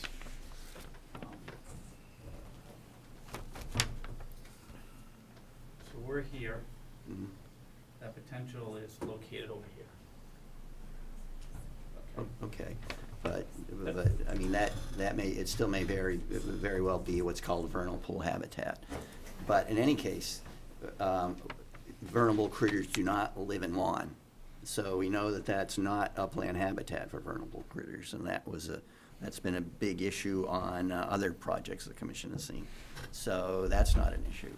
And in fact, what's being proposed to I think, restore trees on the property actually will make more vernal pool or upland habitat for vernal pool critters. I think where the lawn, I think the only potential place where the lawn might come in is actually nesting habitat for turtles. And in that sense, it might actually be better not to restore up here. Where I think you're proposing to replant that, right, or revegetate that. I think it would actually be better to turn that into a turtle nesting area. Although, I mean, as far as I know, there's no evidence that turtles nest out there. But, you know, it wouldn't hurt to leave an area out there where turtles could nest. Right. Okay, that's a detail to work out after we get through the current Yeah, issues. so I'm unclear where we stood here, because we asked for aye votes to approve this, and I think I counted 2. Did you vote? But then I didn't see anybody, I said, and who's against, and nobody was raising their hands, so I'm not sure if that was where that was. Maybe we should try it again. That make sense, Chris? Sure. All right, let's see. The same question, which is, do we want to, so it's either you're approving it or you're abstaining or saying no. Those are your options. You got to say something. So the question that Chris posed was, would you approve this project with the exemption to the 50-foot bylaw no-build zone? So that's the question. So everybody. If we approved it, they still have to go to the Board of Appeals for a setback, correct? That's correct, yep. Yeah, there's another significant hurdle. Yeah. Okay, all in favor? I'm gonna vote yes. I'm abstaining. And all against? I'm gonna abstain. 2 abstain, okay. I'm sorry, Ally, were you? Yes, yeah, yes, So approve, please. we had 5 in favor? Mark, I'm sorry, were you in favor? I was. You were, okay. All right, so Vivian, we had 5 in favor, and we had 2 abstain. So that means I think we could do a legitimate vote. Is that right, David? If people vote the same way, yeah. If we vote consistently. I'll just practice. This is new ground. So well put, Dave. You're working us hard. I will say, I have gone back and forth on this from day one. From day one, I did not see it early on, and I'm really still very, very struggling because I am really against the giving up on the 50-foot, but there's just a lot of improvement here. I will say, it's sort of unstated here because it's not in our realm, but I've driven by, putting a house that close is unbelievable to me. Yeah. I just stand there and look and I say, I can't believe that a house would go there. It's just, and I recognize there's 50-something houses or whatever all along there. I totally get it, but I have a very hard time with it. But strictly from our point of view. And if I could add something, because I have had some experience with denials. So in my experience, that I think it can be very difficult to uphold or have upheld under appeal the denial based simply on the 50-foot no disturb setback provision of the bylaw. In other words, if you write a denial that says, based on the violation of the 50-foot no build provision, setback provision of the bylaw, the project is hereby denied. My experience is that would not stand up under appeal.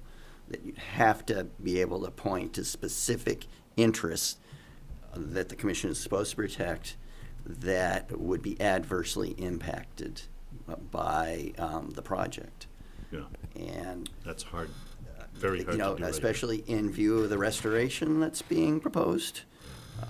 Just in my opinion, I'm not an attorney, but again, I do have some experience in this.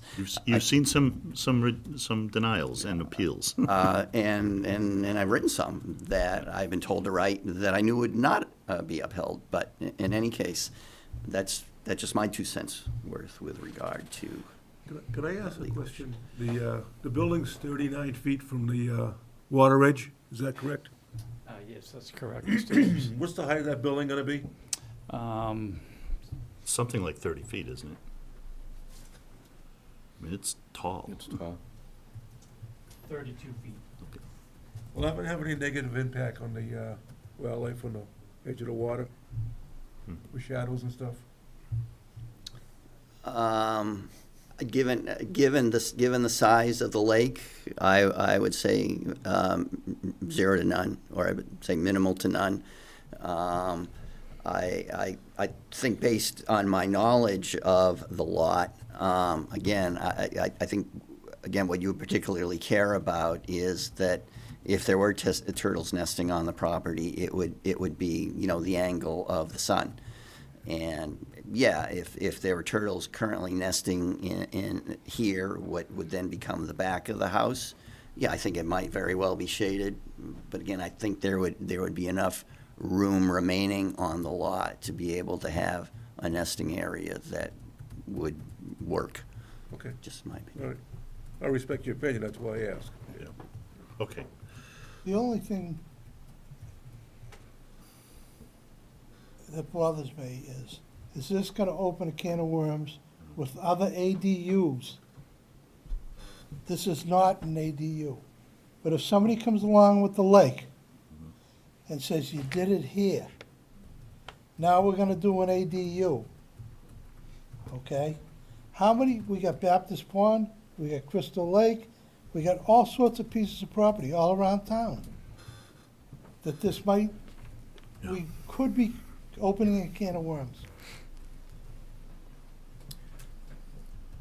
I'm just stating. I agree. If we live by, if you live by this. That's why we have a Okay. 50-foot no build. I agree. John, I've given this a lot of thought, and my personal. I've given it a lot of thought, Yeah, and and believe me. I agree with you. I agree with you completely. But the pressure from this ADU thing is, we're gonna have this kind of application, this is gonna be our life for the next 5 years. People trying to, It won't be our life if we strictly say 50 feet. Okay, it's all about the ADU thing. And the structure and everything else, and the wording that was presented to me early on that I had a bad feeling about. And that's how I started, with a bad feeling about this. I'm still gonna abstain no matter what. The ADU doesn't grant you any exemptions from this. Right, but I'll also just add, if the 50-foot no disturb setback were to be upheld under appeal, and again, in my opinion, I think that would be a real challenge. Just in my opinion, we can speak with town council if you want. That's why I asked you about the road and what, you have to have a reason that it goes back to the wetland. Yeah. Of why you're denying it. You'd have to for the be able setback. to point to specific interests So that in would the be big- adversely impacted. Right, so if we denied it, they go to court, it gets approved. You're gonna end up with this, right? Right? what gets approved? Would you lose the mitigation? Well, if I'm we saying lost it, to DEP? Well, let me clarify. First of all, that you wouldn't deny this under the Wetlands Protection Act. No, That under the- that would under the be a local waste of bylaws. everyone's time. Right. So, yeah, under the bylaw, the appeal would go to Superior Court. Right. And I think the Superior Court would say, ask that very question. What are the interests? Specifically point to the interests that the commission is supposed to protect that are adversely impacted by this project. And, and again, I think the judge would right away say, Ben, he's proposing 4,000 square feet of restoration or mitigation. I just think that would be very difficult to argue for the 50-foot no disturb to be upheld. Would you build a different house there if you didn't have to, if you weren't, if that 50-foot wasn't where it was, would you build is that the house you set on? Building? Yeah, sorry, you have to. Yeah, I'm sorry. We're You not designed really- it around the 50-foot, right? Basically, yeah. I mean, I'm trying to respect the bylaw, but I'm just working with the spaghetti Right. of line, like you mentioned, flipping the driveway in the house. We had done that and then realized the sewer easement would be in the way. So, I mean, we're just playing a game of inches, and this was the path of least resistance. So I am married to this design. All right, then I think. What I'm saying, the one Go reason ahead. why I'm asking, if you went along with the waiver based on the improvements he's making, would it be common sense to waive a little bit of the to square up the house rather than have this funny banana-shaped thing? I'm just saying, if you're gonna waive something, would you waive a little bit more? Make sure you get home safe. No, I'm just, Good question. would it make sense? Construction easier, but I did it that way to get it out of the 50-foot. Right. If I can square it, I can modular it, and there's no construction. Here's why I'm asking, and I'm sorry we're going so late with this, but this is, I spend a lot of time looking at this and worrying about this and not I try to be fair to people, but consistent, is that 10 years ago, we had a project come in, and it came down to a 3 feet setback. And what happened was, the person had come so many times to our meetings that he was scared he wasn't gonna get it passed. He'd spent so much money, which isn't our issue, but he had spent so much money, it was on him, that he went along with what I voiced very loudly was ridiculous. There was a couple of members that pushed the issue of cutting a corner off the guy's garage, 3 foot by 3 foot corner off the guy's garage, just to stick to that 3-foot number, which made no sense at all. It was stupid. I made it known that I didn't appreciate it. They did it out of spite for this guy, and that house was built with that it's gonna go forward to to 20 years from now, somebody else buys a house. They're stuck with a garage with a corner cut off it. Yeah. Because of something stupid that we've done. So are we gonna be, if the board waived some of the 50-foot on the front, if you could get the Board of Appeals to go with their waiver, would we be smart, would be decent people to the applicant to square off the back couple feet on each end to make it, instead of going from 5 foot up? And I don't want to design this So, whole yeah, thing for so, them, but Bill, I- it's common sense. I hear you, but I We're going through the think motion. we have to vote for what we've I got in know. front of us. I think that's where we're at. Yeah. Yeah, so I'm gonna ask, let's say, based on the previous straw poll, I think we have a, Close our hearing we need to first. then close the hearing And then and we can then, vote. and then vote. Yeah. Are we ready to close the hearing? I think so. We don't have any more. There might be only one point to consider with regard to closing the hearing. Does the board want to review a draft order of conditions? That might be a good idea. I think that's Given probably. all the issues and everything, it So, might be better to do it that way. because you don't meet again for 3 weeks, if you close tonight, you're not gonna get the opportunity to review a draft. Very So good point. if you keep it open, and I can draft something that then you can review at the next meeting. Okay, why don't we do that? Question? So everything that you would put in the order is not necessarily on these plans. In other words, if everything you're thinking were in the plans, but then by approving the plans, you've got essentially your order. But it sounds like you've got some other conditions. Well, I have to think about it. One that I thought of, that I mentioned earlier in the meeting, is need a work sequence, but if we keep the hearing open, you can provide that. And again, I'd like to see, well, I mentioned showing the 39-foot setback from the lake on this plan. I don't know, and I asked this earlier, do you address the issue of groundwater at all? Do you talk about groundwater? Did you mention that you did the test? Is that anywhere in the information you submitted? No, but I can include it. Okay, and then at least, some sort of a draft, a dewatering plan. I mean, ultimately, that will probably depend on the contractor, how they want to do it. But, so, I mean, I'll think if there's anything else that would go into the order. But I think basically it would be, to approve this plan. I mean, there may be certain details we need to think about with putting that agreement for maintenance of the stormwater. I think we want to see a draft of that. Deed restriction draft. Yeah, because I think that's definitely going to be, should be referenced in the order of conditions. So does it make sense to let you work this through with the applicant and keep the hearing open so we can look at those? Yeah. Is that what I'm hearing? Well, yeah. Yeah, I mean, that's what I among think, other right? reasons. Because I realize there's a pressure to close. So I think that's the right approach. I will caution, though, I wouldn't rule out that somebody could change their vote in 3 weeks. I'm just putting it out there, you saw a lot of back and forth here, but I think this is still the right approach. You have 3 weeks to think about it, that's the problem. And be thinking about conditions, special conditions you want to have in the order, and forward those to me. Is that helpful to those that abstained?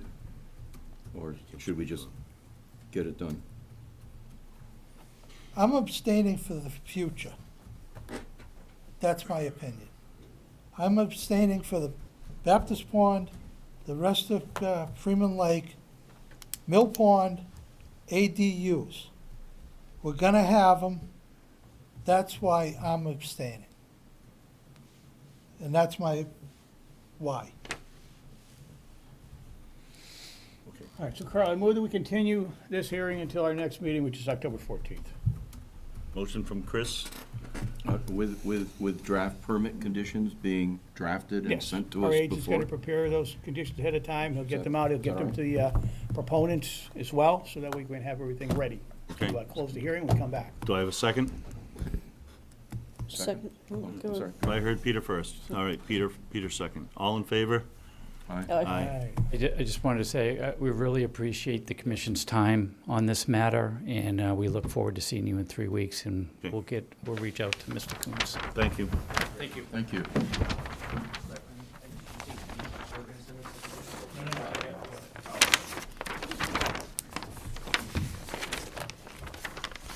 Okay, thank you. Wow, okay. Not easy. That It's was- not easy. Yeah, we're gonna take a 5-minute break here. Recess, yeah. 5-minute recess.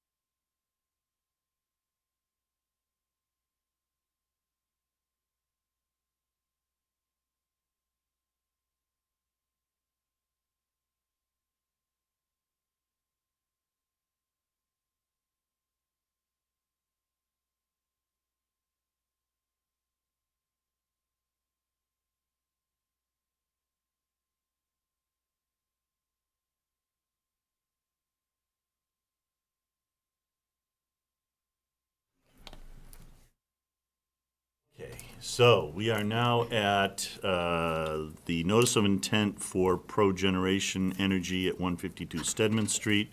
August 12th was the last continuation. It has been continued a number of times.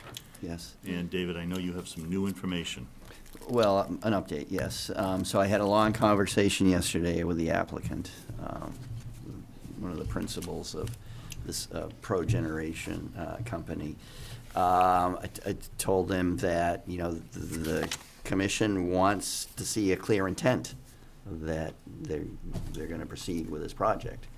And if that's the case, you need to pay the fee to DEP, and you need to notify abutters. So he completely insisted, absolutely insisted that, going to send out the checks today, notify abutters, and be here on the 28th to present the project.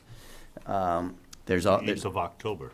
20th of October, yes. So 2 more meetings. So he's requested a continuance, or approve a continuance to October 28th. In the meantime, he has agreed to the Weston and Sampson peer review proposal, which he had initially not agreed to. But and Weston and Sampson has been given authorization to proceed with their peer review. And so I would expect that they would have, they'll be able to propose or present their report on the 28th, or at least be very, very well along in drafting their report. So I think, he insists he understood those conditions, and that's, based on that I said the commission would probably grant the continuance to October 28th. I'm okay with one more chance, but it's last chance. That's my thought. If you talk to him, because you had not talked to the applicant prior. No, I had not. So you have this from him. Yes, yeah, directly from. Chair, I move for a last chance, continuance to October 28th for this hearing. Okay, motion from Chris, Second. second from Bill. All in favor? Aye. Aye. Okay, motion passed unanimous. Okay. Last chance on that one, otherwise we're gonna pull that one, and I wouldn't be so generous with the reimbursing fees like we are with the previous one. No. Wouldn't make that offer. No. Okay, we are done with our regulatory session, so now we are at the continual business. So we are update on Freeman Lake parcel boundary surveys. Update, David. I think I had mentioned at the last meeting that the surveyor mentioned that there are these markers called witness posts that could be put at the lot corners that go underwater sometimes. And then I sent him another email asking him, well, is this something that the commission would do or you would do? He said that they could do it, of course, at an additional cost. So I asked him to provide a price quote for ordering and installing the markers. So I was hoping I would have it by tonight. Don't have it yet. I certainly think that's something the commission could look at. I guess my main concern would be, without mentioning any names, let's just suppose for the sake of discussion that we pay for purchasing them and installing them, and the next day one of the neighbors goes out and gets rid of them. Tears them apart, throws them away because they think they're an eyesore. I would just be concerned that's what you're facing. So don't have to make a decision on that tonight. For the purpose of what we were trying to accomplish, do we actually need those? No, because those two lot corners will be marked by rebar. But I think it was The ones that we're concerned with. Yeah. So I think it was at a previous meeting a while back. Wanda had said, "Well, on my property, where the lot corners can go underwater, I have them marked." Well, people will respect hers because She lives there. She lives there. She's a private property owner, but I'm not sure that's the case Yeah, with the I town. think you're right on, yeah. Yeah, but you can think about it. Okay. Like anything that goes in the water, excuse me, is gonna be disturbed or the ice, it's gonna move it. Eventually. Well, supposedly these can, I mean, I'll clarify that with the surveyor, but my understanding is they're very flexible and can stand up to that. But you know, the flip side of that is that they can be removed easily. I think if we can use the granite bounds that are in there now for the purpose where we put them in there for, Yeah. I don't think we Yeah. need to spend more money on I'm inclined that way too. additional things. Okay. We can come back to it down the road too, Yeah. if we decide that's what we need to do, so. Is that okay? Everybody okay with that? Okay. Yeah. Okay. I guess you have your direction. Yep. Okay. Okay, and that being said, we still need to figure out how to address the situation that started this whole thing, but we're not gonna go there right this minute tonight, so. Next up is land management update on the conservation sites, so, Chris, anything at Crooked Spring, anything? It's looking good. Yeah, Looking okay, good out there. okay. Mark, Red Wing, we talked about earlier. Red Wing, we're, hopefully soon we have some fences being changed out there. That'd be nice. Yeah. Get some great help from a lot of people. Yeah, I'll say, I was over there checking out the fence area, and I'll make a comment. If you walk through Red Wing Farm, it's a nice place, it's a beautiful place. Fix up the fence, that'll be really nice. But there's a path that goes through the back and comes out onto the rail trail. And I went out there, I hadn't been there in quite a while, there's a lot of Japanese knotweed there, oh my goodness. It's a whole alley of it, it's like, okay, that's not good. And you turn the corner and you get out to the rail trail, and it's a beautiful day, and there's people biking by and walking by. I'm going, this is really great. You know, this is great. People should be able to just come right off of that trail. And I turn around and look at our entrance, and it looks like hell. It doesn't look good. It just, there's a old rotten kiosk, there's a sign that says no parking. It's like not welcoming. So I think we have an opportunity to do something that, like, hey, because people go by there all day long and they probably just never look. And it's a nice park that you can utilize. So maybe we'll get some scouts to clean it up or do something and do some things. So it's funny when you go somewhere and you have a different, you take a different look at it and you suddenly go, oh. And also the picnic tables that are there have been there, I don't know how many years. It's the Women of Chelmsford, I think it's called, group, something like that. And they donated them. There's a sign on them, but they're in not the greatest shape, and I'm not sure they're repairable so much as we just need to get some, again, maybe some scouts or something to build some new picnic tables and replace them. So anyway, we have some scout opportunities, project opportunities. Unfortunately, we have those everywhere, all over town. So, Peter, anything on Thanksgiving? I have some updates, but I'll let you talk to it, because I've been Well, you're over doing all the work, so the only update I want to talk about, and I just want to say it quickly, we've got a news article in the town manager's newsletter coming out in a week about everything that was done there. That was written largely by our new volunteers, Christy Wood and Linda, with input from the residents and others. So I'm hoping that's a continuing series that we use the town manager's newsletter to help advocate for our values and maybe stimulate the next group. So that's a conversation we'll be having again. And then the big work is the dog question and the trees that you led. Yeah, so we did do some work to remove the Norway saplings and the trees, 5 trees from that site right by the native pollinator garden. That was this morning and Saturday. So it really makes a difference. There's some birch trees in there that suddenly pop, because it's like, wow, those are nice looking birch trees, and you don't even see them till you get rid of the Norway maples, and it's really nice. It looks good. And if I could just add, what I love about that is the residents that were involved, like Karen and Robin and Jeff, identified these invasive plants as restricting the growth of the birches and other native stuff, and there's a whole plan that really the residents pushing it. Yeah. are leading the charge with some help. Yeah, it's great working with It's that. a wonderful with that crew. thing. Yeah, they're a really good group to work with. But that being said, there was a dog incident again over there, and it was with a young child, and it just terrified the child. There were 3 large dogs running loose, and no harm other than terror.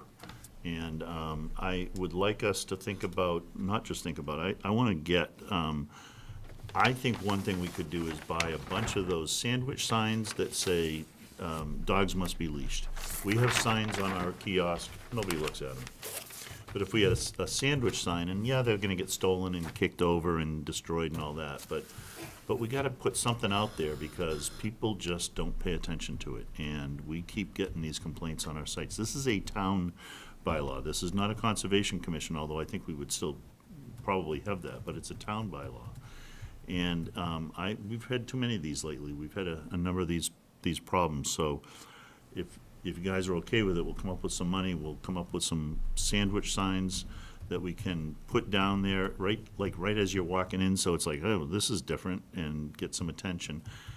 In the end, people will still walk by and let their dogs run loose, I'm sure, but we need to do something. And this is just not fair, because there are people that won't use our properties because of this problem, and that's not fair. That's not fair. So. By the way, agree, and I feel strongly enough that I would advocate a sign that is more specific, that says closed to off-leash dogs. Be a little bit more direct. Yeah, we could come up with something, yeah. Okay, but we can, you know, we can talk about what it looks like, but, I understand the problem there, but I'm against sign pollution. We just got, yeah, I know, but at the same time, that's kind of why I'm thinking the sandwich sign, because you can put it in, it'll just, maybe take it out for a few weeks, put it back in for a few weeks, see if we can change some behavior a little bit through that, but, yeah, I know. I agree, but I'm reminded of the tree chopping at Russell Mill. We put signs up, and it did take a while, but that got people Resolved. thinking about it, and I think prevented it from continuing, I think. So, I mean, I agree, Mark, but, when you go to Thanksgiving Forest, there's a ton of signs, which Well, I agree. all the kiosks are But- loaded with signs. Well, there's more Yeah, signs than yeah, that, yeah. but I don't know how to get away from it. I don't know. Yeah. ADA parking and, the rules and the.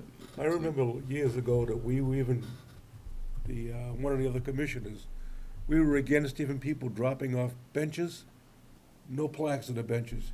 You can put a bench there, but no plaques on it. Yeah. So we went back that far with sign pollution. I'm trying to get it back that way. Yeah.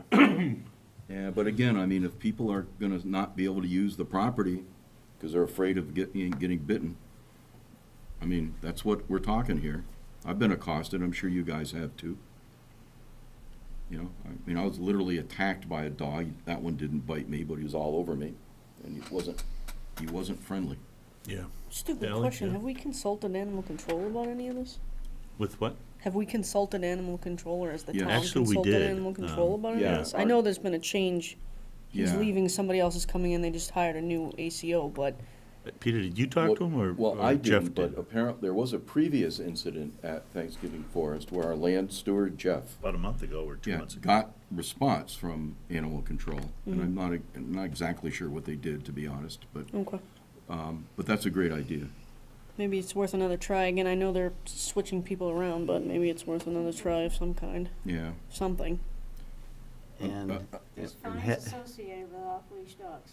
I'm sorry? There are fines associated Yeah, with yeah, off-leash yeah, dogs. yeah. The problem is getting the ACO out there in time and catching the people that are doing Right, it. right, that's, Yeah, I know But you that can write a ticket better if you than know who anybody. they are, but you Yeah. just gotta catch them. But if, heaven forbid, there is a serious injury because someone was bitten by an off-leash dog, I mean, the town could be sued, and we'll be sued up the Eiffel Tower in a heartbeat. Well, So- that happened yeah. in Carlisle last year. yeah. I don't know about the Another suit, but dog the- was hurt, killed, I I think. think it was killed. Yeah. I'm Well, not- and that was just a dog. That wasn't a human. Yeah, but that could be. Right. Okay. Anyway, okay, enough All said. right, yeah, but I hear all of you, yeah, it's not easy. Let's keep it a It's not happy easy. place for Yeah, everybody. State law law says the owner of the dog that causes the problem is the one that's held absolutely liable. Yep.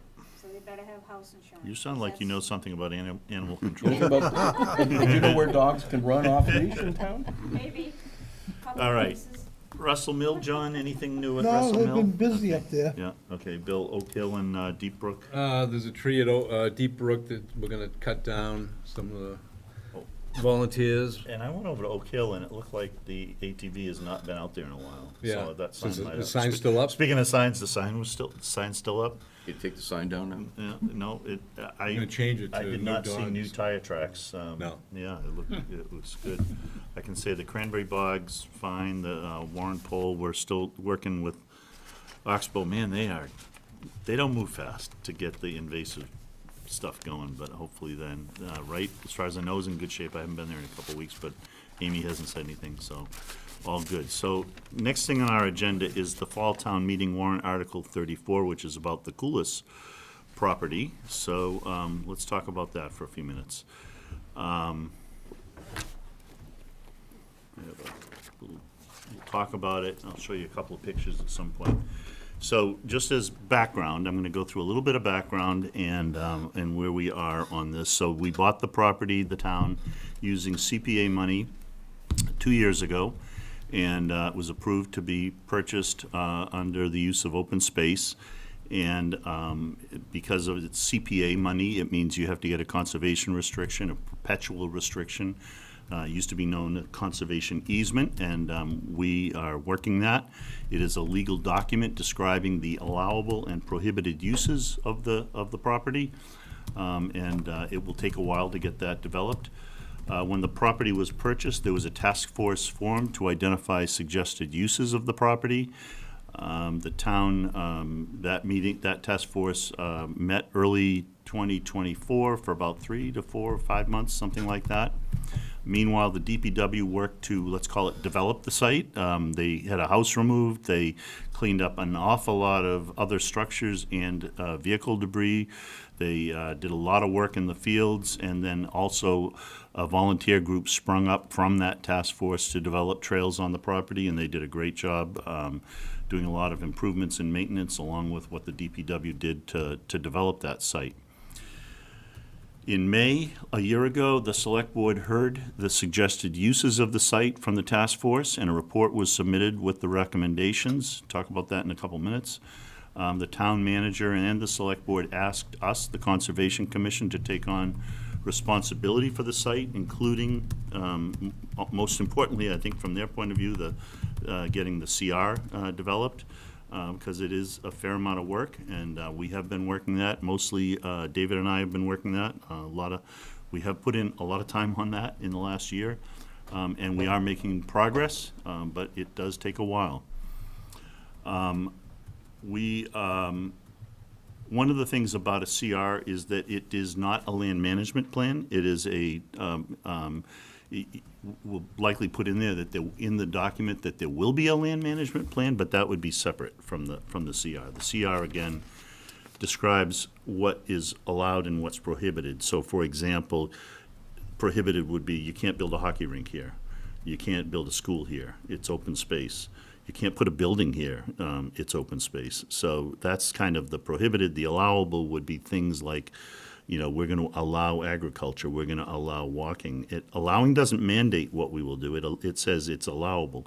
We may not allow it. We may, or the town may decide not to do certain things for 20 years, and then 20 years from now say, we really need a garden, and because it's allowable in the CR, we'll put in a garden. So the CR does not mandate what we will do. It just mandates what's allowable and what's prohibited. And I think that's important for people to understand. So we have a lot of work that has been done on that site. Let me go through what the task force had their recommendations. They wrote a report, and they made the recommendations of the site, of what to be used for that property. And again, there's 4 parcels of land. 2 of them are adjacent to each other south of Route 495 on Hunt Road. One is just north of 495 on Pine Hill Road, and another one is north of Pine Hill Road, which is the main parcel of land. So we're going to mostly focus on that top parcel. But so their recommendations included a native plant meadow on that site. And John, you were on the committee, so I appreciate the work you guys put in on that. And so we all agree wholeheartedly having a native plant meadow on that site. The other big discussion point in that, I remember, I listened and watched, I was at one meeting, the wildlife rescue facility. So this is specifically the Newhouse Wildlife Rescue Facility. And they very much wanted to put that there, but as I said earlier, under the CPA Act with open space, that's not allowable. I think they were given some incorrect information from the town council at the time. But in the meantime, over the summer last year, we had new town council who gave us an opinion that said you would not be able to put, at least not without almost insurmountable obstacles to overcome. In theory, it's possible, but it would be a huge amount of money, and getting the whole town to vote for millions of dollars and finding equal land and getting the state to vote, and it's like, that's not happening. So that just was not really a reasonable thing, unfortunately. We all strongly support that mission, and would love to see that business, that operation stay here in town. I know they're getting squeezed in their space, but that was a recommendation, but we can't agree with that just because of the legal part of that. Community garden space. If there's demand in the future, we agree. That would be a good use of that in that site. A sledding hill, we think that's a great thing as well. An event area, that was not very well defined what that meant and what that looks like. We have events on sites, on properties in town. I know from watching, I was there at the meeting that when this was presented, it was mentioned that it would be nice to have an event area. In fact, Mike even said something about having a play with midnight. I don't know, one of the Shakespeare plays or something. But it was very vague. It wasn't specifically determined what that looked like. It was really, really vague. So we have events on many properties in town. We have open space all over town.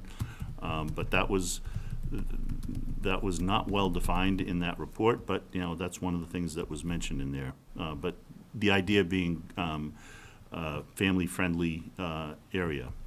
Finally, it was agriculture, to have that a use of agriculture, and we have agreed with 2 of the parcels being used for different agricultural licenses, which we approved earlier this year, and I anticipate we'll continue to do that over the years. I don't see any reason to change that. And finally, walking trails. It was interesting. I know everybody was in favor of walking trails, but it wasn't really explicitly stated as a recommendation. But I know that the task force definitely agreed to that because they were working on developing them, and they did a nice job on the trails that are there now. So those were the recommendations. The area that we're a little bit not completely aligned on is this event area. So I want to talk about that a little bit here. So on this different pictures, so this is the parcel just north of Pine Hill Road, which is just beyond Weston Nursery going up the hill on the right. And this was where all the real work was being done. The parcel just below the blue line is the hayfield that the Parley farm operation is haying that field on the lower one. But that's the parcel on the top that we're talking about, the whole blue area. The event area would be, I'm sorry for my artwork, but it's essentially that yellow, it's roughly that yellow circle, which is a subset of the 25-acre parcel. And if you really go down and go to the next page, David, we're going to whip through these pictures. This is getting closer to that circular area that I showed on the previous one, the yellow area. So this is, if you click one more, I think, yeah, so now we're seeing, you can see the Pine Hill Road at the bottom, you can see the entrance, you can see that we have the parking area, and And we have a vernal pool. It's not certified. I think we should be able to get it certified. We have what we're all very familiar with now, a vernal pool buffer area that's around that vernal pool. And we have the entrance, the parking area. There is a meadow on the right, and there's a wetland to the right of that meadow on the far side. I don't know if that's east or whatever. And then at the top is what we will call the left field, which is approximately an acre. And this is a very rough calculation with my GIS skills and Google Earth skills, but it's roughly in the area of 1 acre. So I think if you go one more page, David, we have a lot of plans that we've been talking about and working on and in process for this part of the property, besides some other areas, but I'll go through them. First thing is on the top left, we're looking at putting a split rail fence in. Speaking of that earlier today, that split rail fence would delineate the vernal pool buffer from any other part of the site and keep it so that we can make it very easy for anybody maintaining that site that they're not disturbing that buffer area, as we know we need to protect that. At the bottom, I thought I put the sign in. Can you scroll down just a little bit, David? Yeah, there it is, granite sign, right there on the bottom. We are talking with one of the local granite sign vendors to get a quote, and we should be able to get that hopefully this fall. Coolest Farm sign, it would be right at right near, just to the right of the entrance. There's a couple of new trees that got planted in that area, so it would be right there. We are waiting in another week or two for we think the Eagle Scout will put that kiosk in place right there. We want to get those concrete pads removed. This is a former cow barn that it really detracts from the appearance there. It doesn't look very good. Even though I was there Saturday with many members of the family, of the Coolest family, and one of them was very attached to the concrete pads because that's the last remnant of the farm and the barn, and the rest of them weren't with them on that, so it was really kind of interesting. So you might have to get historical's permission to do that. Yeah, well, I don't. Can you preserve No, I don't think we do. I don't know. I don't think so. Yeah. But it was interesting to hear that point of view. It was kind of like everybody else looked at him like he was like, "What?" So preserve a piece for that person. Yeah, right. Yeah, well, actually, one of them said, "Can we keep some of the I think there was some bricks." I said, "Yeah, of course, you can take them all. We'll deliver them." They're antique ones, Carl. Huh? It's the antique ones. Yeah. Right. Well, these aren't. There's nothing. No. So yeah, there's still some work, some cleanup to do. There's some. I'll get into that. Then we're also looking. The same Eagle Scout is looking at putting in a couple of picnic tables. There is one there, the one to the left in that left field area, but we're looking at getting a couple more picnic tables from the Eagle Scout. He's got a bundle, I guess, a bundle deal for us with a kiosk and 2 picnic tables. So hopefully that's going to come pretty soon. And then, as I said, in the right side, there's a right meadow and the wetlands. If you look at the very top and all around that, more or less all around that polygon shape, is stone walls. And those stone walls are beautiful when they're exposed. They're not exposed that well right now. There's a lot of invasives. So we are very enthusiastic and happy to work on getting those stone walls cleared out and work on getting that done and make it look a lot better, because the invasive plants that are blocking them, it's not good. David, is there another slide? I'm trying to remember. Yes.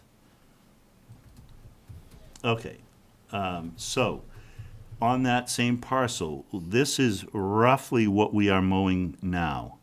So we are mowing that area, which is about 1/4 of an acre, along with some more mowing down in the front.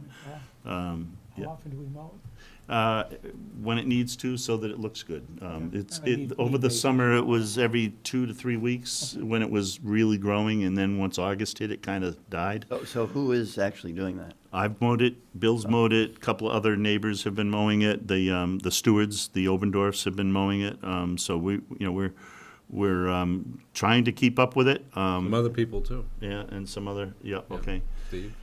Yep, Steve, he did one time Right. with the, around Bush the edge, hog. with the brush hog, yep. So, and then we're cutting trail paths with the mowers through that field. We've brush hogged some trail paths a little bit on the right, and I think there's a good opportunity to do more there. What we're having a disagreement on with this Article 34 is they want to mow the whole area. So click the next button or the next page. And that is this, we left that area to meadow in this past year. It was cut last year. This year we left it to meadow. And we are planning to brush cut it. That is, you want to manage your meadow and brush cut to get the invasives out. And I think we can still make that happen this year. You generally want to wait till your nesting season is over. You want to wait till your pollinator season is over. And then and that's generally October, November timeframe. And so we're hoping to get to that in the next month or two and make that happen. And that also helps with access to a lot of the stone walls to help with invasive removal. But what's really important to us, at least from my point of view, is, and I think most of us, is that we are supporting biodiversity and we're supporting habitat for critters, for pollinators, for birds. I can tell you, I've been out there. The meadow on the right is really dense with goldenrod and a few other. There's definitely some invasives in there. But the birds were crazy over the summer, just amazing. The bugs, the dragonflies, it was really something to see. On the left side, it was less dramatic, but you could see a fair amount of stuff there. I saw bluebirds. Almost certainly there were bluebirds. We saw goldfinch. We saw a lot of other nature, wildlife there. A lot of pollinators. And a lot of pollinators, yeah, definitely a lot of pollinators.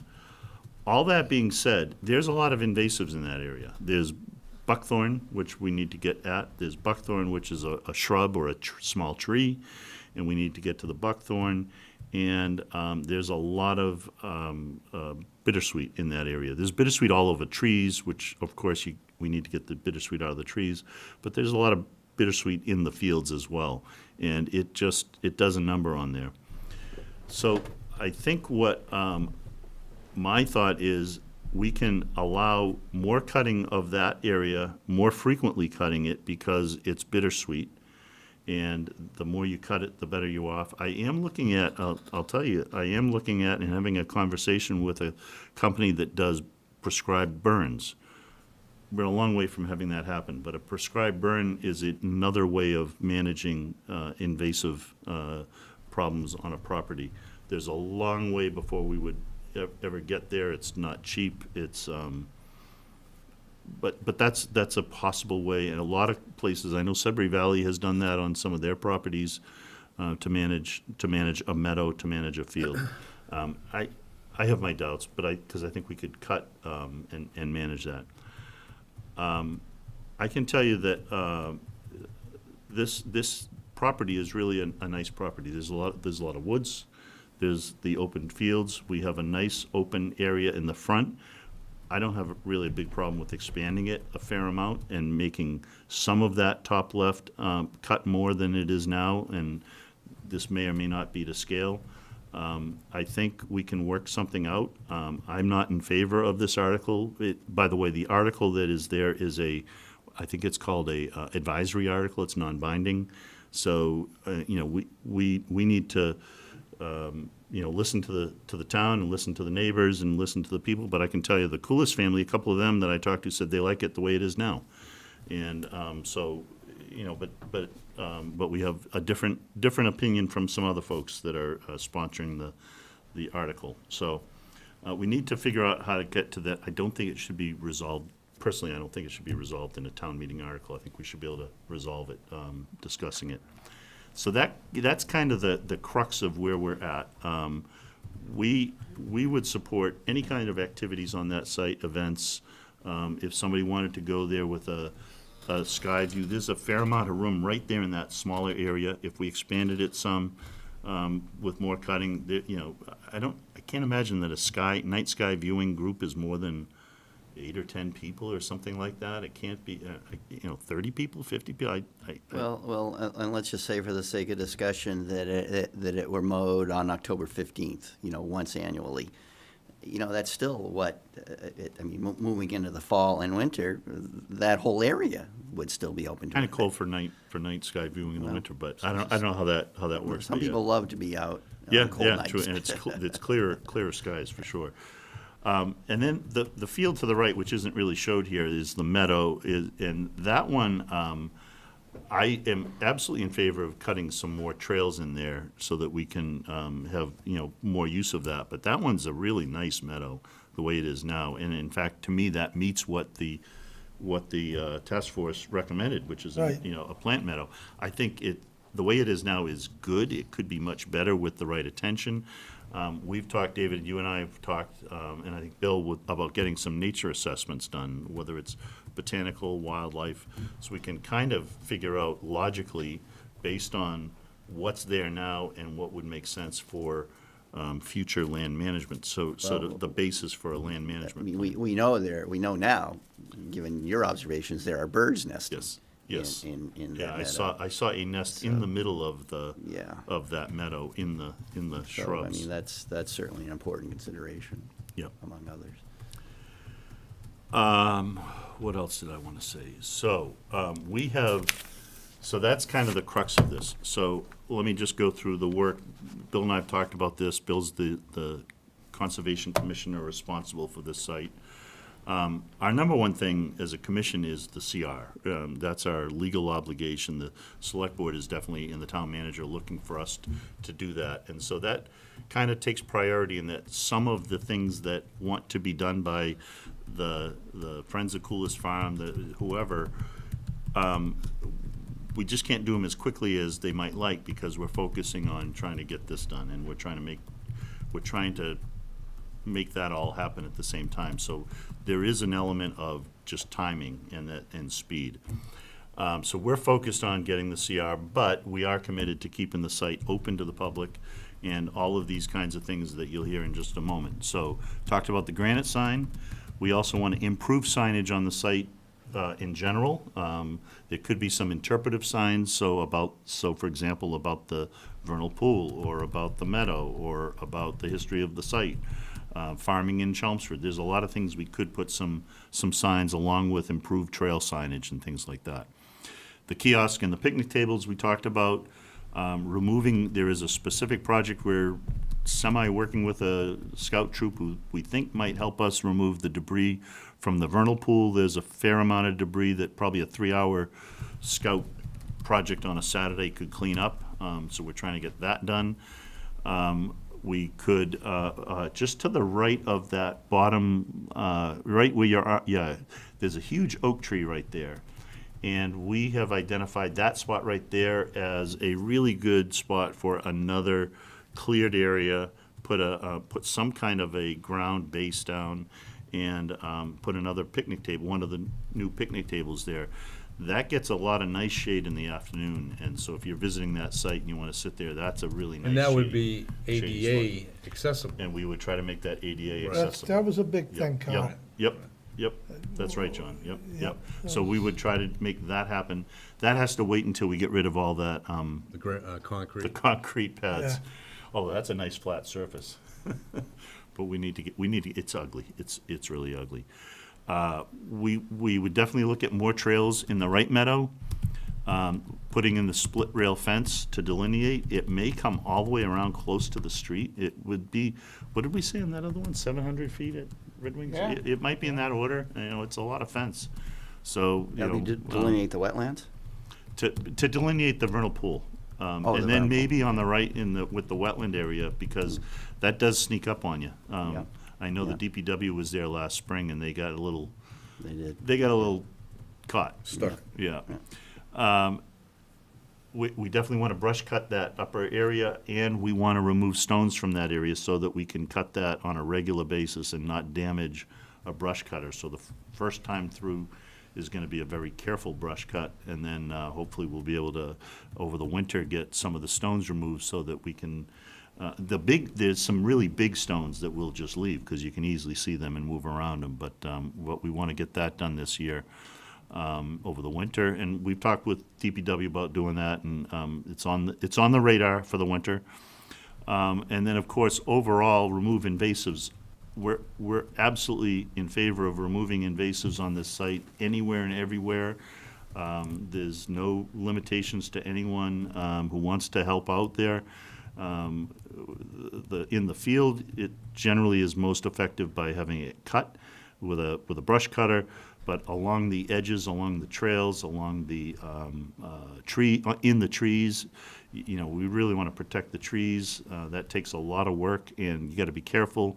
You don't want to be pulling the vines out of the tree. Just cut them and let them die on the tree. It's good to pull the roots out if you can, but the more you disturb the soil, sometimes that creates more roots, more invasives. And the key thing is this takes a long time. This takes a long, long, long time. It's not something that you do and you're done. It's years and years of attention, and you just keep plugging away at it. We're seeing this at Thanksgiving Forest. The crew there has really done a great job digging in and going after that. And then finally, as I mentioned, we want to really expose those stones, the stone walls. I mean, they're just beautiful, and it's classic traditional New England. It's a nice thing. So we want to get that done. It's a lot of hard work. I really would like to have more help. I don't want to be the one doing it. I know Bill and I have been out there, and some of the other folks.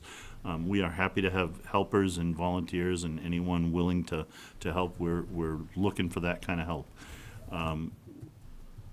Nature assessments, that's the other thing I mentioned. I think we should be doing that to help that, and encouraging any kinds of events.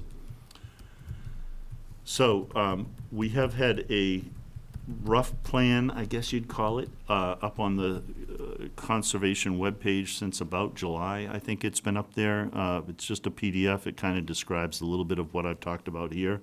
We'll probably update it in the next week or two because it's a couple of months old. But that's been up there, so we try to share that. We've talked about this property a number of times in our meetings. But I'm going to be presumptuous and say that I sent a letter to drafted a letter to both the Finance Committee, who is what's called a warrant committee. I learned something new. That's why they review all the warrant articles. And the Select Board, I sent one to them, and I said, for more or less what I just talked about here, we don't support the article. And I didn't really have the chance to talk with all of you about that. I think in principle, and I have had conversations with the leaders of the Friends of the sponsor of the article. I think we're really close in principle with what we're talking about here. When you look at all of the property, all of the site, and then what we're doing, I'm okay with cutting some more of that area than we did before. I'm okay with that because it is a lot of invasives, and we can do some more of that. But I'm not looking at cutting all of it. I think we need to still maintain that balance between natural habitat, biodiversity, and use by the public. And so that's where I'm at. That's kind of where I think I apologize if anyone doesn't really agree with what I submitted to the Select Board, and I mistimed the presentations. I thought that this meeting, that they would be reviewing it after this meeting, but I mistimed that. So I had to jump it. But I'm open to comments from the rest of the commission about where we stand and what you think about that article, because and it is possible that the article will be pulled, that we come to an agreement that it will be pulled. Again, it's not binding. It's a advisory article. So from my opinion, we're going to keep moving ahead. I don't want to dismiss what town meeting says or what the public's saying, but at the same time, I think we have a very good plan. I think we have a really good site, and I think the approach that we're taking with maybe some minor adjustments is a good approach. So I'm open to comments. I think it's a work in progress. It's a lot of things happening behind the scenes that the average person doesn't know what's going on. I mean, there's been surveyors out there doing work on the site. There's, we've been discussing things with DPW that's gonna be done in the colder weather. So things are happening. You know, we're waiting on the Eagle Scout for the kiosk for a few months, but I think October 4th, he said he's gonna be out there installing that, so. And I know with the granite signs, I'm told will be done by the, Yes, by sir. frost, yep. So this thing's happening. It may not look it if you drive by every day, but it's a work in progress. We definitely need to open up the walls to see. That's very, important to a lot of people. And like I said, we want people to help out. If people want to, cut the grass to a bigger area, as long as it doesn't go into the vernal pool buffer area, we're open to expanding it to a certain point. But you also have to maintain it once you do that. Right. And I know DPW doesn't have the horsepower to They don't maintain. do that. They don't maintain any of our conservation So, open sites. there's a balance between what, as a conservation commission, what we want the site to represent and what the neighbors would like and the town. I mean, I think everybody's pretty close to wants the same thing, so I just think it's gonna take a little more time. Yep, okay. John, you were on the task force. Yeah, and- from the beginning, a lot of people stated they want to see the meadows cut to look like Red Wing Farm. Mhm. That was right from the beginning. And Paul Cohen had said it'd be beautiful if we could have an event area like Red Wing Farm. Paul Cohen did? He did. Okay. Yeah, he did. Yep. Okay. Yep, he, and I think opening it up to the stone walls and cutting it, I don't think you're gonna hurt a lot. There's enough around there to sustain the wildlife. Okay. Thoughts, Mark? Excuse me, yeah, Sudbury Valley, it has a deed restriction. We can only do so much. We just can't jump in and do a ton of things because we want to. Don't they kind of want to? Yeah, so David, jump in here if you want, but my take on it is that we are still not at a firm agreement with them yet. We're still working through, which is why we're trying to tread carefully, I guess you could say, with moving anything too quickly. That being said, I don't think anything we've talked about here is, so far with, our plans and what we're gonna do here is dramatically a concern to Sudbury Valley. I think if we were moving huge rocks, like car-sized rocks, they'd be concerned. If we're talking about, the rocks that are just gonna gum up your brush hog, I don't think that's really a big issue. They want to see a clear understanding of what the intended use of the property is, and that's where I think, we have what I would consider for the overall parcels is multifunction. It's we've got agriculture, a couple of different kinds of agriculture. We've got the potential for community garden. We've got trails, and we've got open meadow, and we've got family area with picnic tables. So, we've got a lot of what that was, I think, what the original as well. Yeah, I think that that's right. the real difference is how tightly you maintain it and how much that grass is cut. This was sold for the town, the taxpayers, as passive recreation. Yes. Yeah. Yeah, open space, yeah. Yeah. Yeah, not they did, you guys did consider pickleball in a couple of things, but, yeah, okay, but it didn't go, so because that's active recreation, but yeah, I think what I heard from the task force in their report was passive recreation. Yeah, family-friendly, passive, so. Chris? Sounds great to me. I would expect a town meeting to probably be in agreement between everybody. I think it doesn't sound like people too far apart. Okay. Ally? Comments? Good, okay. Peter? Yeah, so I've been following the discussions, and once in a while I take a look at some of the Facebook stuff, which is kind of one-sided, as we know. I just want to comment, I would like to see everybody at town meeting consider the benefits of no mowing and Bill, I gave you a list that I dug up, but habitat and nesting sites, forage for pollinators, insect life cycles. I know we don't want to get bitten by mosquitoes, but, you know, the insects are the base of the food web we're here to protect. Carbon sequestration, it's not really our mission, but that's a town goal to reduce carbon emissions, and the taller meadow absorbs more carbon, if you will. Water conservation, filtration, all these benefits of not mowing that town meeting, I think, needs to weigh against, you know, event space. But I'm not hearing these ecological benefits coming out loud and clear, because much of the discussion tends to be through this online social media that we're not part of.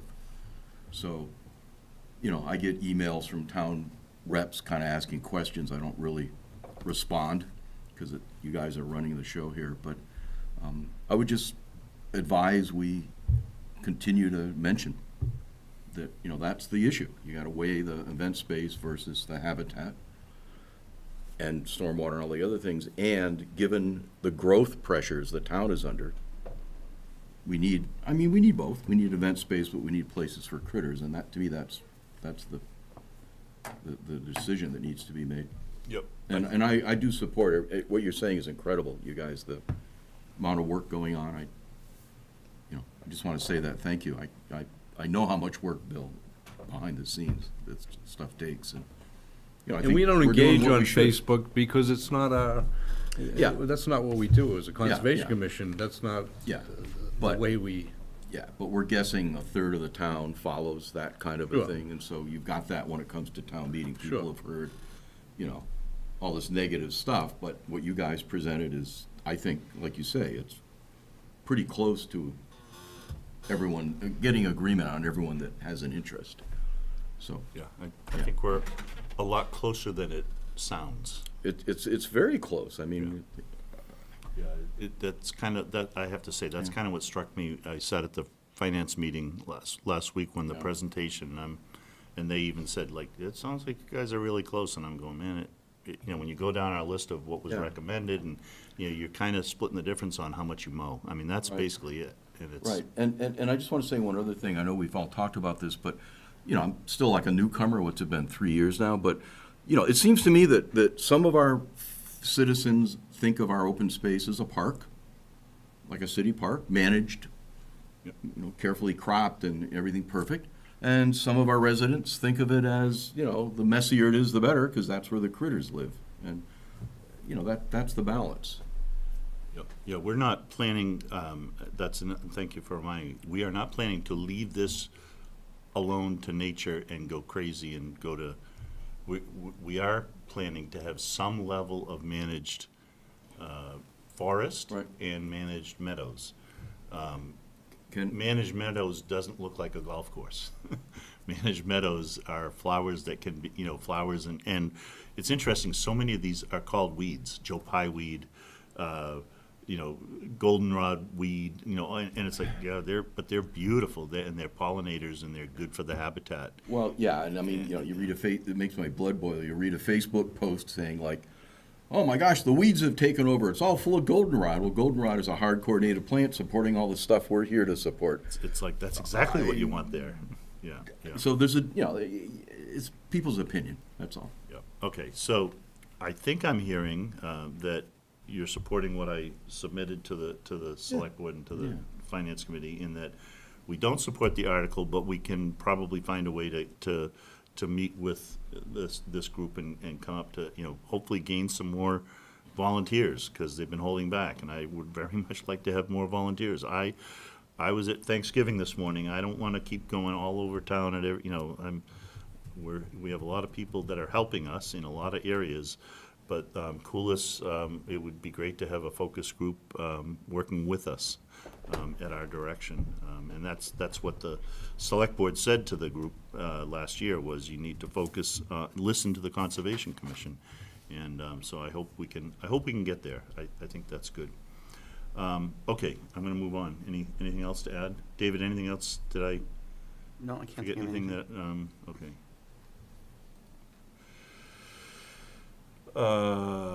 Agents report. Well, I was going to talk about the couple of things, but given the lateness of the hour, Carl, maybe we could put that off. Yeah, that's fine. We can just mention what they are in that, Well, maybe getting some help on chasing people for certificates of compliance.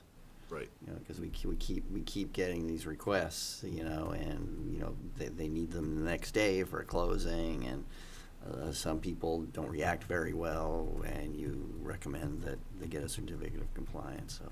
Yeah, so I it would be think nice to have it's a some good help. discussion for our next meeting. Let's put it on that, and we'll get there.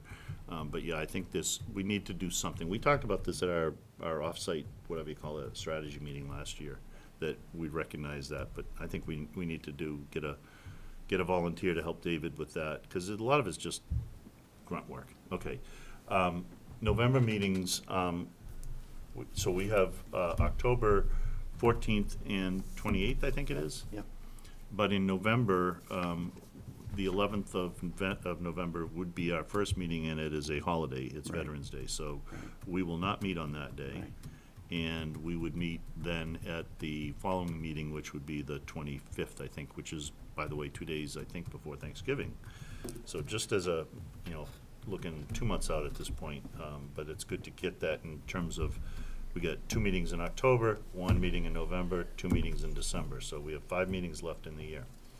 So I don't think you have a huge queue of things coming in, Not yet. but knock on wood. but Not you yet. never know. Yeah. Don't It's- say that, don't say Yeah, that. I know.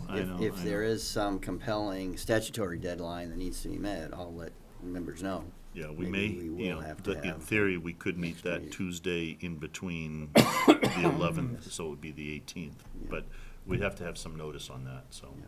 yeah. But I don't anticipate that. I wouldn't expect it. Okay.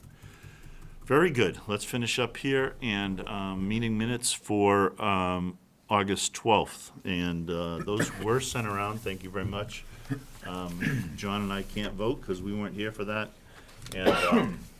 And Thank you.